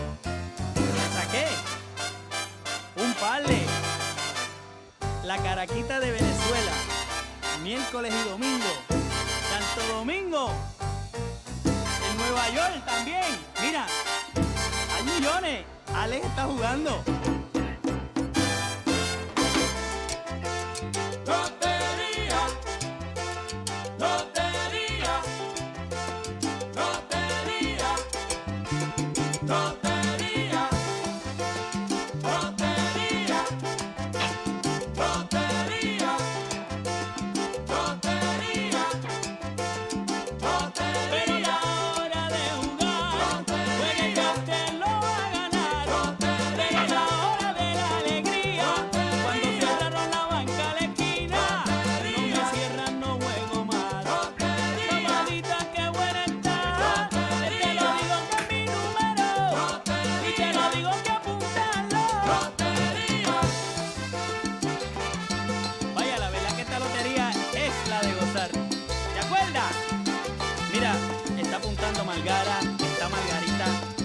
Está Patricia.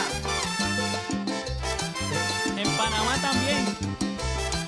Puerto Rico, muchachos, son los miércoles nada más.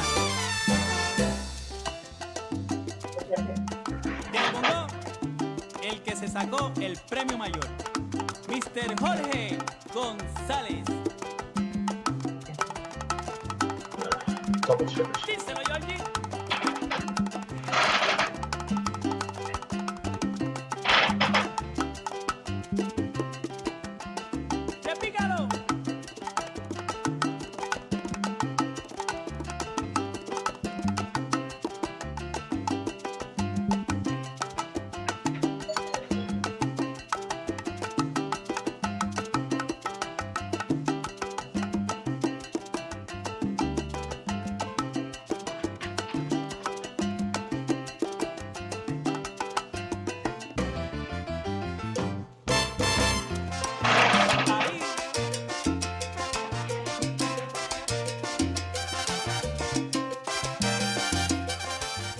La Loteria. Larry Harlow song originally recorded by his brother Andy Harlow, who's going to be my guest next weekend. Andy Harlow, flute and sax player, will be my guest as part of the flute summit that will include Karen Joseph. It will include, let me see who else did I say, Elise Bigon, Jeremy Bosch, and a few others who are going to join us to talk about the flute in Latin music. Ahí escucharon La Lotería, canción que originalmente fue grabada por el gran Andy Harlow. Y dicho sea de paso, mi primer baile que yo hice como promotor, which led to the formation of this program, was in 1973. And this was the dance. This was my first dance, George and Jorge. El baile del año, la selecta en Andy Harlow. Andy Harlow estaba pegado con La Lotería. Wow. That was my first dance back then. That's what started me off doing what I do now. And John Santos dice, la clave por las venas, La Lotería, hablando de esta canción que acabamos de escuchar. Vamos a continuar la conversación en el trasfondo Spanish Harlem Orchestra, Mi Mambo. So both of you are now members of Spanish Harlem Orchestra, but when you were in Puerto Rico, you played with Tony Vega. Who else did you play with, George? In Puerto Rico? Yeah, after you were Tony Vega. Puerto Rico? Yeah. That was about the extent I did a Mael Miranda, Okay. but not branch out too much. I recorded with a guy named Freddy Gutierrez from Ponce. That was the first thing I did when I moved into Puerto Rico. That didn't last too long, and did a couple of things I can't remember. I know I did something with Little Johnny Rivero. That didn't last too long, but then I got the gig with Tony, and you know that kept me busy. Like they were working a lot, so that kept me busy through '94 to '98. And actually, Hurricane George took me out of Puerto Rico. You know, when that hurricane hit, you know everything went crazy, and I already had, you know, you could take the boy out of the neighborhood, but you can't take the neighborhood out of the boy. And I was already feeling to come back to New York, and when I saw the diminishing work with, you know, because of the hurricane, and Tony announced that he wasn't coming any longer to New York with the complete band, and you know, I said, you know, yeah, things changed. I said, you know what, I think I'm going to come back to New York, and I came back to New York in '98, and it's been a blessing. And then when you came back to New York, who did you join? What band did you start working with? My first tour, my first big thing that I did was with Jimmy Bosch. I did a tour of Europe. That's the first time I ever been to Europe, and I did which Richie Bastal was on. If Richie Bastal is online, I love you, my brother. That was the first long tour that I did. It was almost like a month. We spent New Year's and everything in Europe. Then we came back, and then the work kept picking up. Then I went on tour with Michael Stewart to Japan, and it kept on flowing like that. And to this day, one thing I want to say, Jose, before we run out of time, I want to congratulate you on all the celebrations that you're having. God bless you, man. You're 70 years old. I want to look just like you when I get there. All right? You look good, man. Thank you, my brother. Yeah. I appreciate you saying that. To you and your wife, many more years to celebrate. Thank you. So as I was saying, I kept playing and doing things here, establishing myself back in New York. And talking '98, I joined India's band for a little bit. And one other thing that I think you may not know, in 1992, I was playing with La Sonora Matancera. Wow. And I did that. I believe what was the last album of La Sonora Matancera. It's called Sonora Matancera Mexico. And when we did that recording, Papaito was still there. Yayo Indio was singing, and this guy named Baby El Baby. I forget his first name. They used to call him El Baby. And I was the only conga player, I think, in the history of the Sonora Matancera to play with two congas on a recording. Wow. I mean, they flipped out when they saw me with two congas at the studio. But I said, tranquilo, que I got this, you know, and then they fell in love with it. So for those of you who didn't know, it's called Sonora Matancera, Mexico. All right. I'm gonna have to find that. So I'm gonna have to find that album on eBay or something like that, so I can get it. yeah, But all right, great. it's on YouTube. You can find it on YouTube. Okay. So Okay. so then from there, I keep doing things, and then comes in the call for Spanish Harlem Orchestra. Oh, I'm sorry, Wait a minute. Tito Puente. Tito, yeah. Look. Dandy says you Yeah, came yeah, into yeah, Tito yeah. Puente when Tito passed away. So That's how did right. That's right. ¿Cómo pasó eso? Okay, so I was called to do the last album, I believe, which was the last album with the coalition with Palmieri and Tito Puente, which is called Masterpiece, if I'm not mistaken. And I get the call to come down and do 2 tunes. Johnny and I had already previously played before, you know, we go way back before that, you know. So I get the call, and we go and do the recording, and then we left it at that. And then Tito kept on playing with the band, but his health was, you know, he was not doing well, and so in the process of him going to the doctors and having appointments, the band continued playing. So you know, Johnny and I always been, you know, like a one love, you know.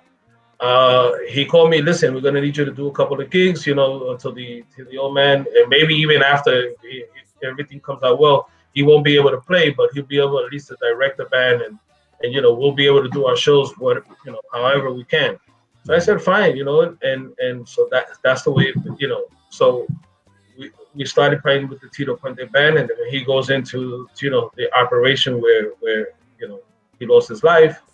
You know, we continued working with the band for about 2 years because he had contracts already. So what they were doing was they were bringing in special artists like Paquito de Rivera, Dave Valentin, Delinte Valentin, Eddie Palmieri. Yeah, anybody, you know, the highlight the band and in his place. So we kept doing that. It lasted for about a good 2 years, and then we moved on to Palmieri. Johnny was in Palmieri's band before I was, and then there was a problem with when we was playing conga. I don't know if it was who it was at the time, and Johnny said, "Well, listen, I got the guy," you know, and so then we did about 2 or 3 years of Palmieri. We recorded 2 albums, and man, what an experience! You know, each of these guys is a different experience. You know. A good learning experience. You know? Oh yeah, of course. So yeah. you did Puente. So you were playing congas, Johnny and bongo, madera, and timbales. Yes. That became the rhythm section, and then you came into Palmieri where Johnny was doing bongo, and you became the conguero. Who was on timbales back then? Was it Clausel? Was Clausel still in the band? It was Jose. Yeah, Clausel was still in the band. All right. Yeah. And when you say it's a total different experience, talk a little bit about, because listen to the bands that you've mentioned. You mentioned Manny Oquendo, right? You mentioned Tony Vega. You mentioned Tito Rojas. And now you're mentioning that you play with Puente's band when Puente was alive during that recording. And then you go and move into Palmieri's band, La Perfecta #2, which you have some great records, which we have and we love. Tell me what the difference was with Palmieri from Puente. The difference with both were aggressive, you know. The music with Palmieri was more attack, an attack in an aggressive way of rumbero, a combination of rumbero, conjunto, big band style, and Tito Puente band was swinging band, you know, dance music. You know, besides the quality of arrangement, you know, between Puente and where else was arranging, you know, but you knew that it was a band that it was grooving and it was you swinging. Palmieri was also swinging, but it was more of aggressive band, you know. You know, make sure you got your chops in place, and you know, you're doing your homework type of thing, you know. Yeah. No, yeah. That's the way I see it. No, it's true. So a couple of things. Hablando sobre la Sonora Matancera, Eduardo Olivia, nuestro amigo, dice, el último álbum de Nuevo México, 1993, Yayo el Indio, Willie el Baby, Frankie Vázquez y Adalberto There you Santiago. go. En There you go. That's it. 1993. Así. Y también me lo dijo aquí Johnny Rodríguez, también lo dice Willie el Baby. Tenemos Willie el saludos. Baby, that's the name. Saludos, Altagracia. Te quiero mucho. Divina te envía saludos. Bendiciones a Tania María, allá en Washington Heights. Hablemos después de saludos, Ciudad de Panamá. Vaya, Panamá. Se te quiere. Saludos. Se te quiere. Antes de entrar en The Spanish Harlem Orchestra, quiero hablar sobre los Mambo Legends también, pero aguanten un segundo. Oigan esto.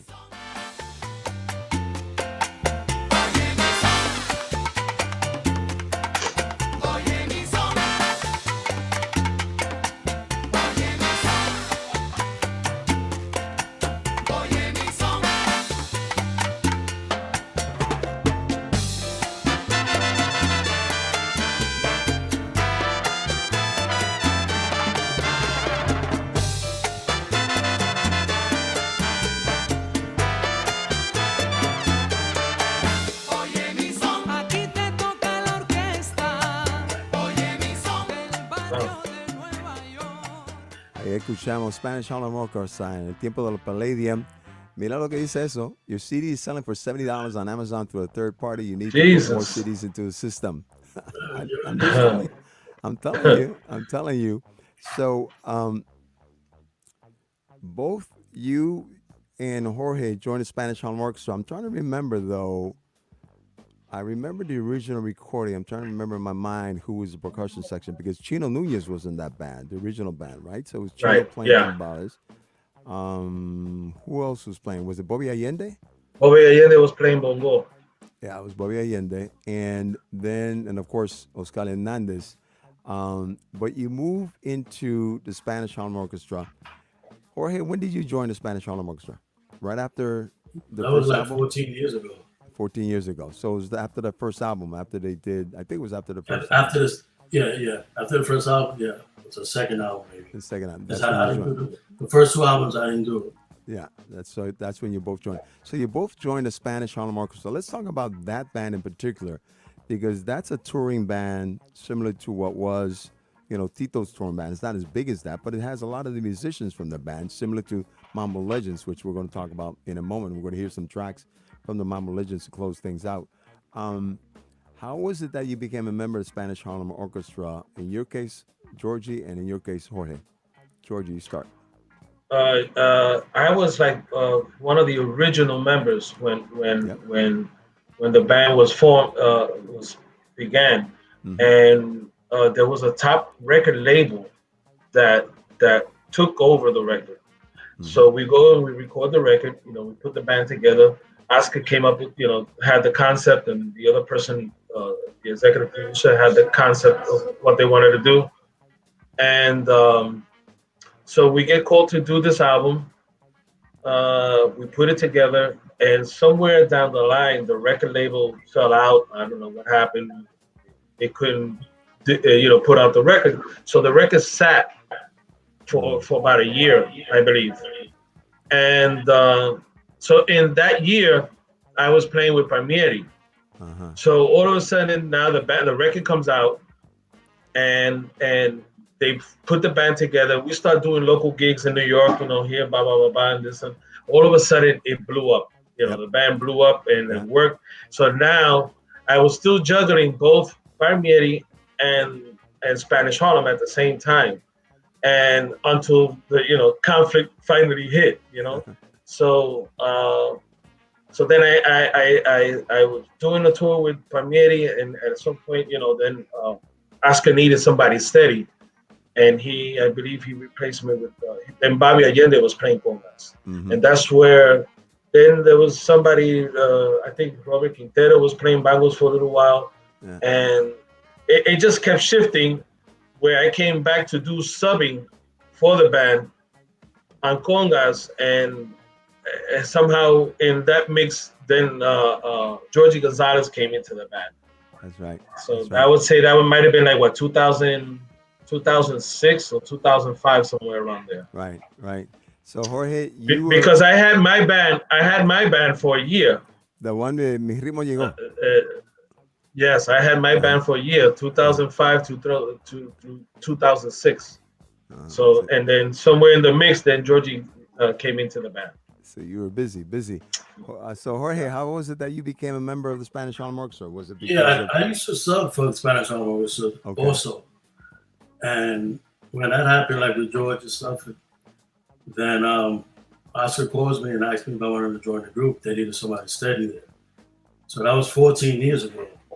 So it has been 14 years of good music, excellent arrangements, traveling the world. A lot of traveling. Grammys. I mean, you can't ask for more than that. You know, so it's been great. And Grammys, yeah, and winning Grammys and doing jazz festivals, doing a lot of jazz festivals. The new CD, Latin Jazz Project, which is a testimony to that. So we're now in this period of time where the iconic Tito Puente has passed. The Tito Puente Orchestra no longer is around. Spanish Harlem Orchestra now becomes a fixture around the world and wins Grammys and does well.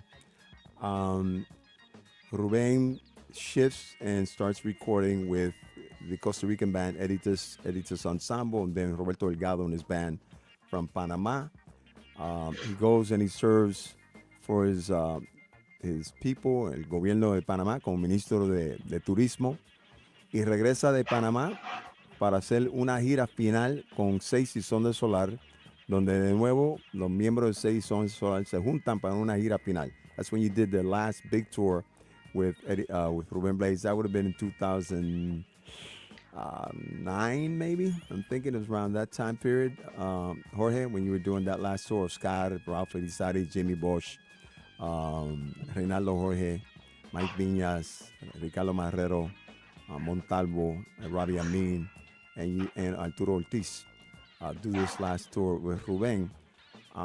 But then that ends, and we come to the present day in which you're doing Spanish Harlem Orchestra. But in the meantime, on the other side, the other Georgie, Johnny Rodriguez and Jose Madera, Mitch Froman,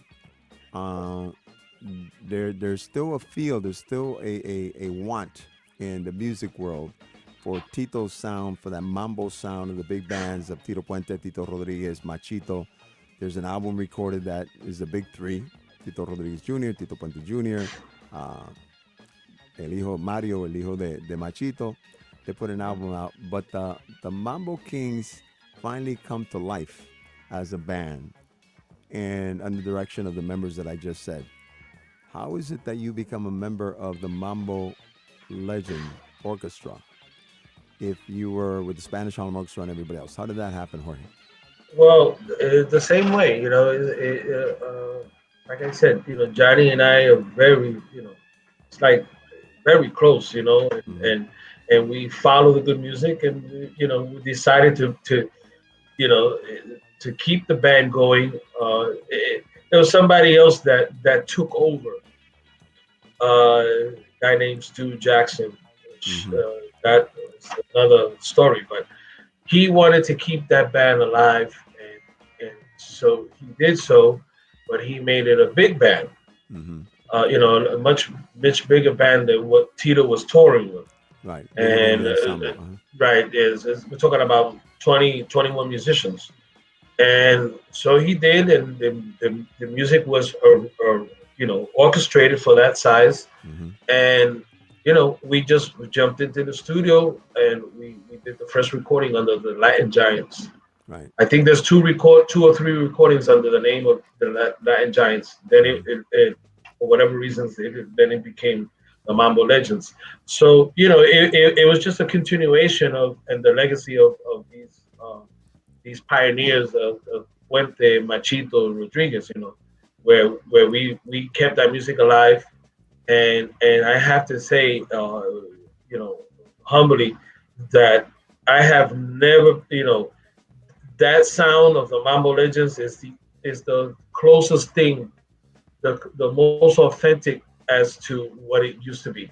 When you hear stuff back and you say, wow, you know, you got a lot of the original cast, Bobby Porcelli, you know, you had the late Mario Rivera, you know, and those guys are the guys that made that sound. You got to give them respect for that, because they they are the founders of that sound, and they know how to keep that sound. So for me, it's like I'm a little kid on a with a bunch of good toys. It's just a pleasure to play that music. So and adapting and understanding that music, it's something that you, as a percussionist and a musician, and I want to express this, that there's a lot of good young musicians coming up in this world, and in this generation. But you got to be able to listen. You got to take it back, and you got to listen to stuff and understand, what it is to really play it. It's not you got a drum or you got a trumpet. I'm just gonna come and play. You got to really understand that heartfelt and that wisdom, playing. So and that's what makes it. So I know how to adapt to all of that. Well, that's why, por eso fue que comenzamos el show escuchamos la selección de Montalvo, la sección rumbera, con Domingo Quiñones, porque si quiere tocar, tiene que escuchar y tiene que aprender de esos grandes músicos. Yo lo veo a ustedes. I see you as this group of great. Tomorrow I'm going to have Lucas Curtis and Zachariah Curtis. I see you as being the keepers of the flame. You're the ones that keep our legacy alive. You're the ones who have taken the baton from the pioneers of our music and keep it alive, so that younger musicians who are listening and watching learn from you, so that they know the history, they know how to and not to play the drum in the correct fashion, so that they don't find themselves just siendo fiebrunes.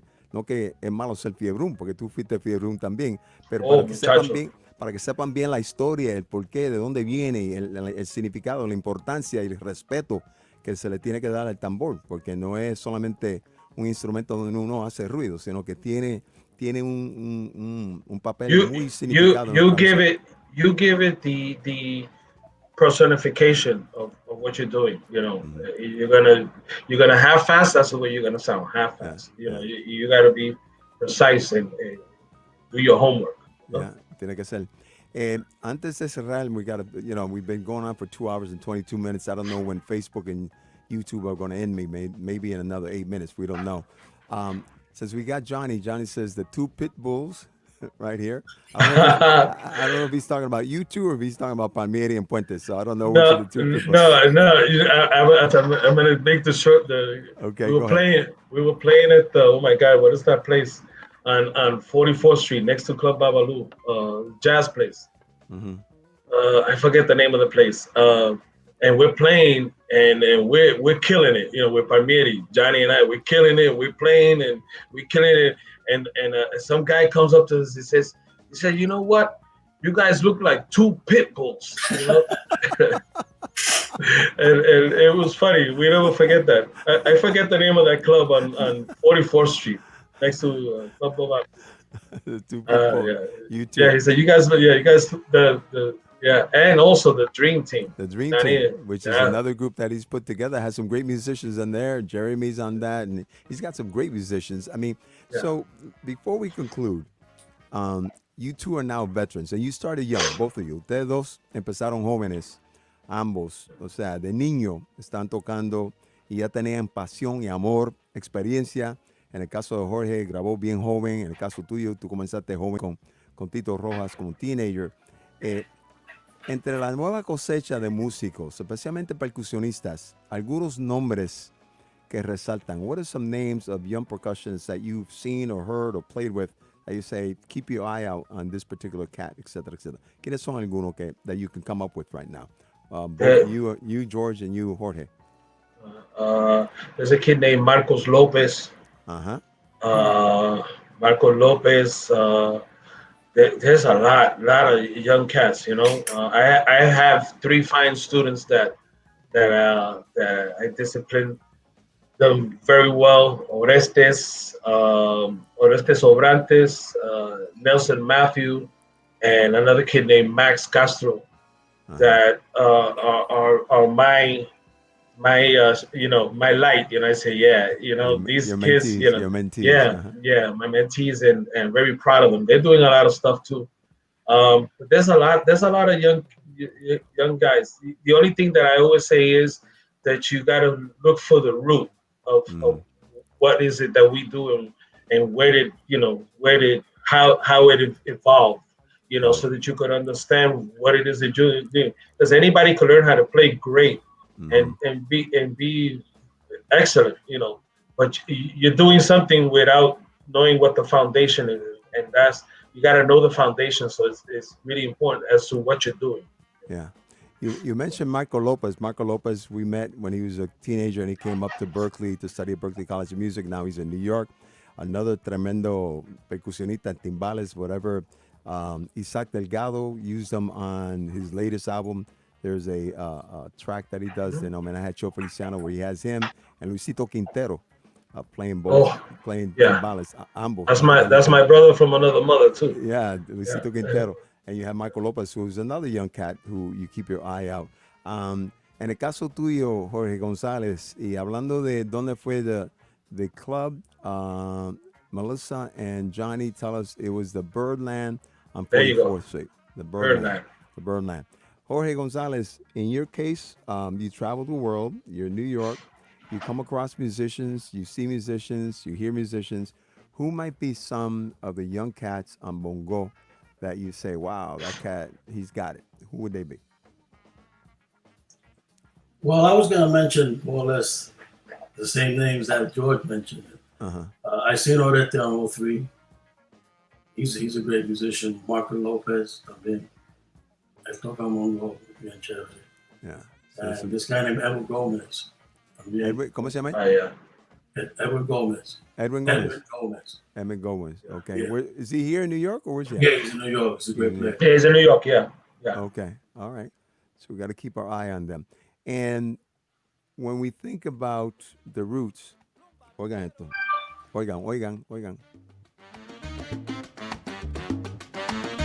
Saca la hora.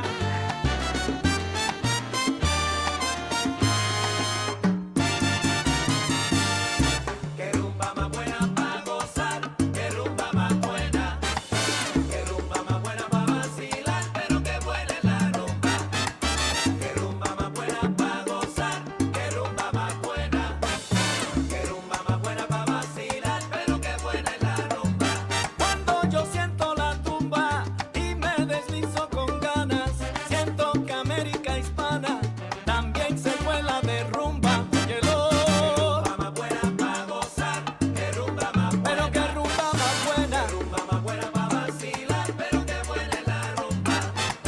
Que rumba más buena para gozar, que rumba más buena, que rumba más buena para vacilar, pero que buena es la rumba. Permita Dios que cayera un aguacero de vino, otro de carne cochino, y Hugo dentro se viera, que por el mismo viniera miles de sacos de arroz, carne de pollo y de todo. Te lo pido con afán, una carreta de pan y de carretero yo.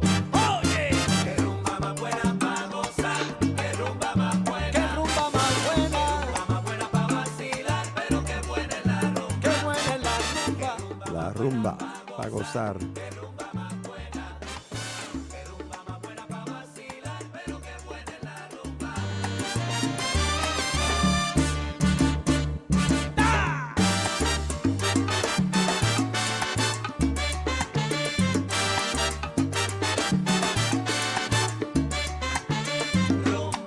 Para todo el mundo rumba, los tambores que llaman rumba, para todo el mundo, para que lo bailen en el mundo mi rumba, para todo el mundo rumba, tiene sabor a mi salsa de hoy, para todo sabor, sabor, sabor, sabor a sandunga.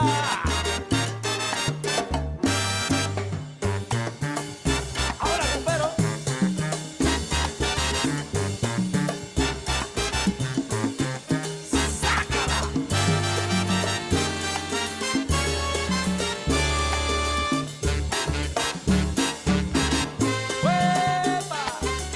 Qué saoco, ¿ah? Qué más sacote. Ahí mi gente escuchando the Mambo Legends Orchestra, bajo la dirección de José Madera, John Dandy Rodríguez, también Mitch Frommey y todos los músicos, incluyendo al gran Jorge González, otherwise known as George Delgado, not Jorge González. So we're going to conclude I want to thank both of you for being part of the show today. I appreciate that you would take time. I hope this is not the only time that you will join us. As I mentioned before, tomorrow we're going to have Lucas Curtis, who you've played with, and Zakia Curtis, his brother. They remind me a lot of the Gonzalez brothers. When I first saw them play, matter of fact, cuando yo primera vez vi a tocar a Zakia y Lucas Curtis fue con Jerry González for the Apache Band. Y eran teenagers, eran niños, igual que ustedes cuando comenzaron. Tendré a ellos dos como invitados mañana. La próxima semana tendré la cumbre de la flauta con Eddie Selvigón, con Jeremy Bosch, con ¿quién más? Karen Joseph, con Andy Harlow y dos más que estoy esperando. Oh, oiga esto. Espera, oigan. Dandy. José Madera en el timbal.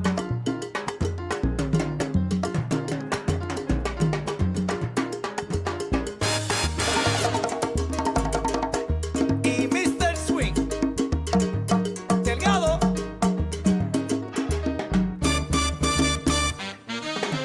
Toma.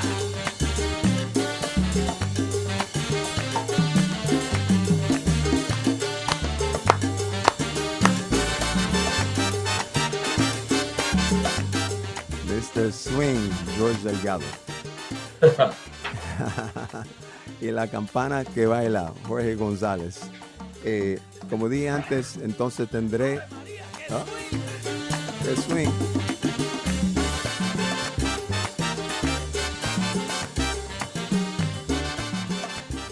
Como dice Eddie Montalvo, para el bailador. Eso es para el bailador. Olvídate, eso es para el bailador. Si no pueden bailar a eso, no bailen, porque no pueden bailar. Eso es para el bailador. That's for the dancer. All of you who are dancers, that's what you want to dance to. Hey, Jose. Yeah, Jose. Yeah. If I always feel that if your head is not bopping, it's not swinging. It's not swinging, right? It's not swinging. That's right. It's got to be swinging. It's got to be swinging. But anyway, I'm happy that you're both doing well under COVID-19. I know it's been hard for musicians. I am praying for the day that musicians will be able to once again be able to perform on a regular basis. I told Oscar when we went last time I saw you two perform was last year at the Newport Jazz Festival, and I spoke to Oscar last year August about you performing, Spanish Harlem Orchestra performing for my 45th anniversary this past July at the Puerto Rican Festival here.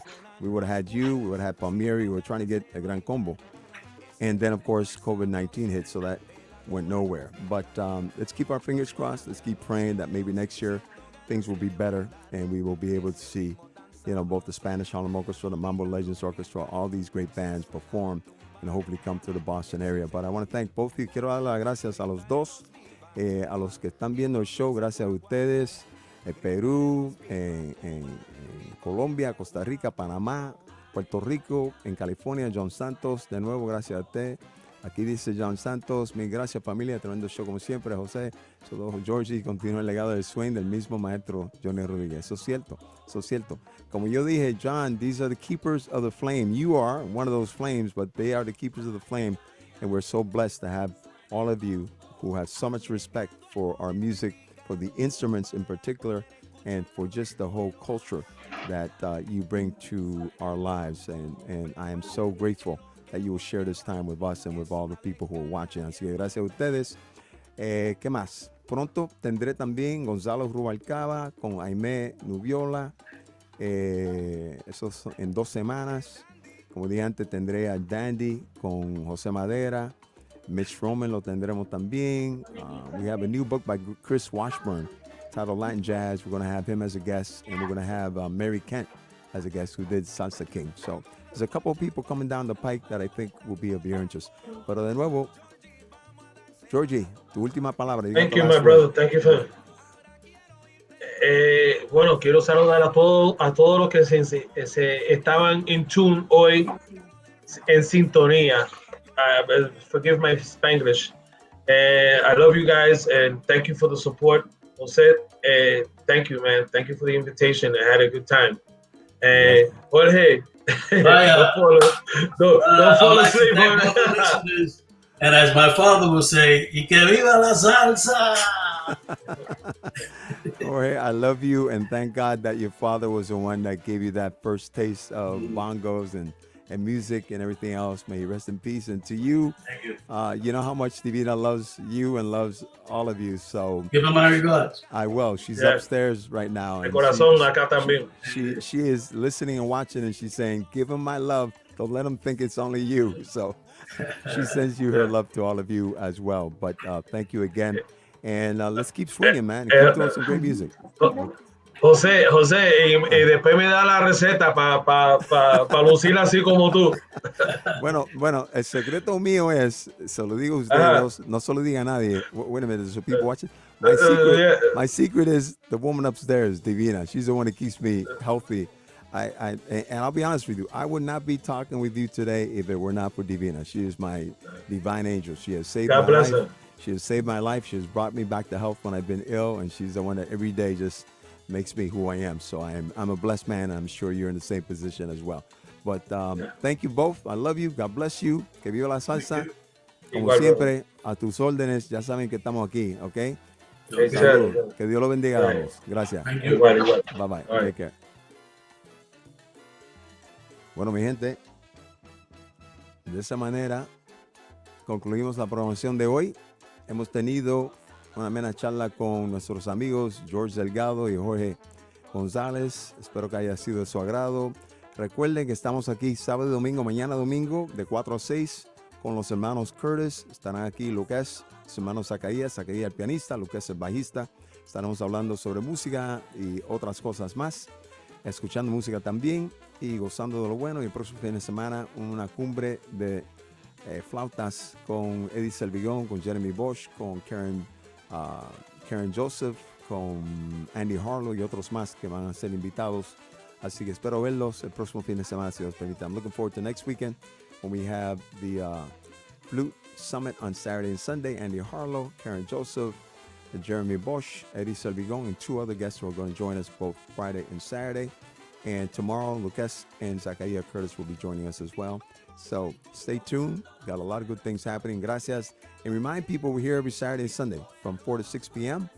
on Facebook Live and on YouTube, my channel, Jose Maso. And you can see the shows that I've done in the past on my YouTube channel, Jose Maso, Rubén Blades, Luis Perico Ortiz, Eddie Palmieri, Germán Olivera, John Santos, Reinaldo Jorge, Bobby Sanabria, Oscar Hernandez, and Doug Beavers, Richie Bastar, Eddie Montalvo, Jeremy Bosch, just to name a few of the folks who I've had that I hope will be to your pleasure. Until then, oigan.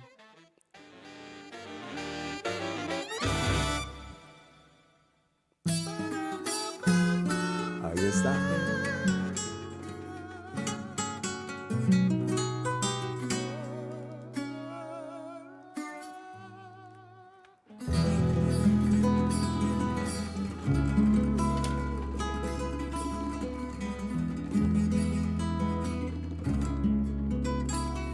Afina ese track,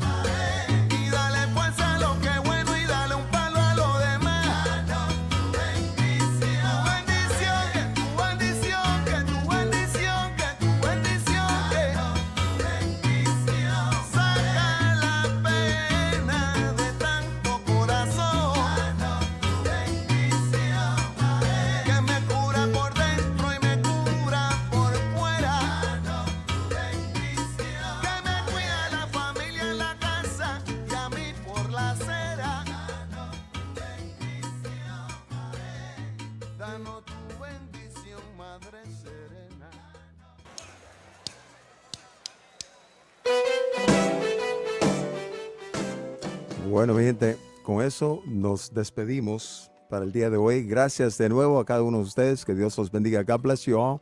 Thank you for being part of the Consalsa family. Latino, defienda lo tuyo con orgullo. Todos unidos entre amigos, uno para todos y todos para uno. El nombre mío es José Mazo. Mañana nos vemos aquí mañana a las 4. Y esta noche por la emisora, el programa Consalsa, estaremos con ustedes como siempre hasta las 3 de la mañana. Hasta entonces, Dios los bendiga. Until then, God bless you all.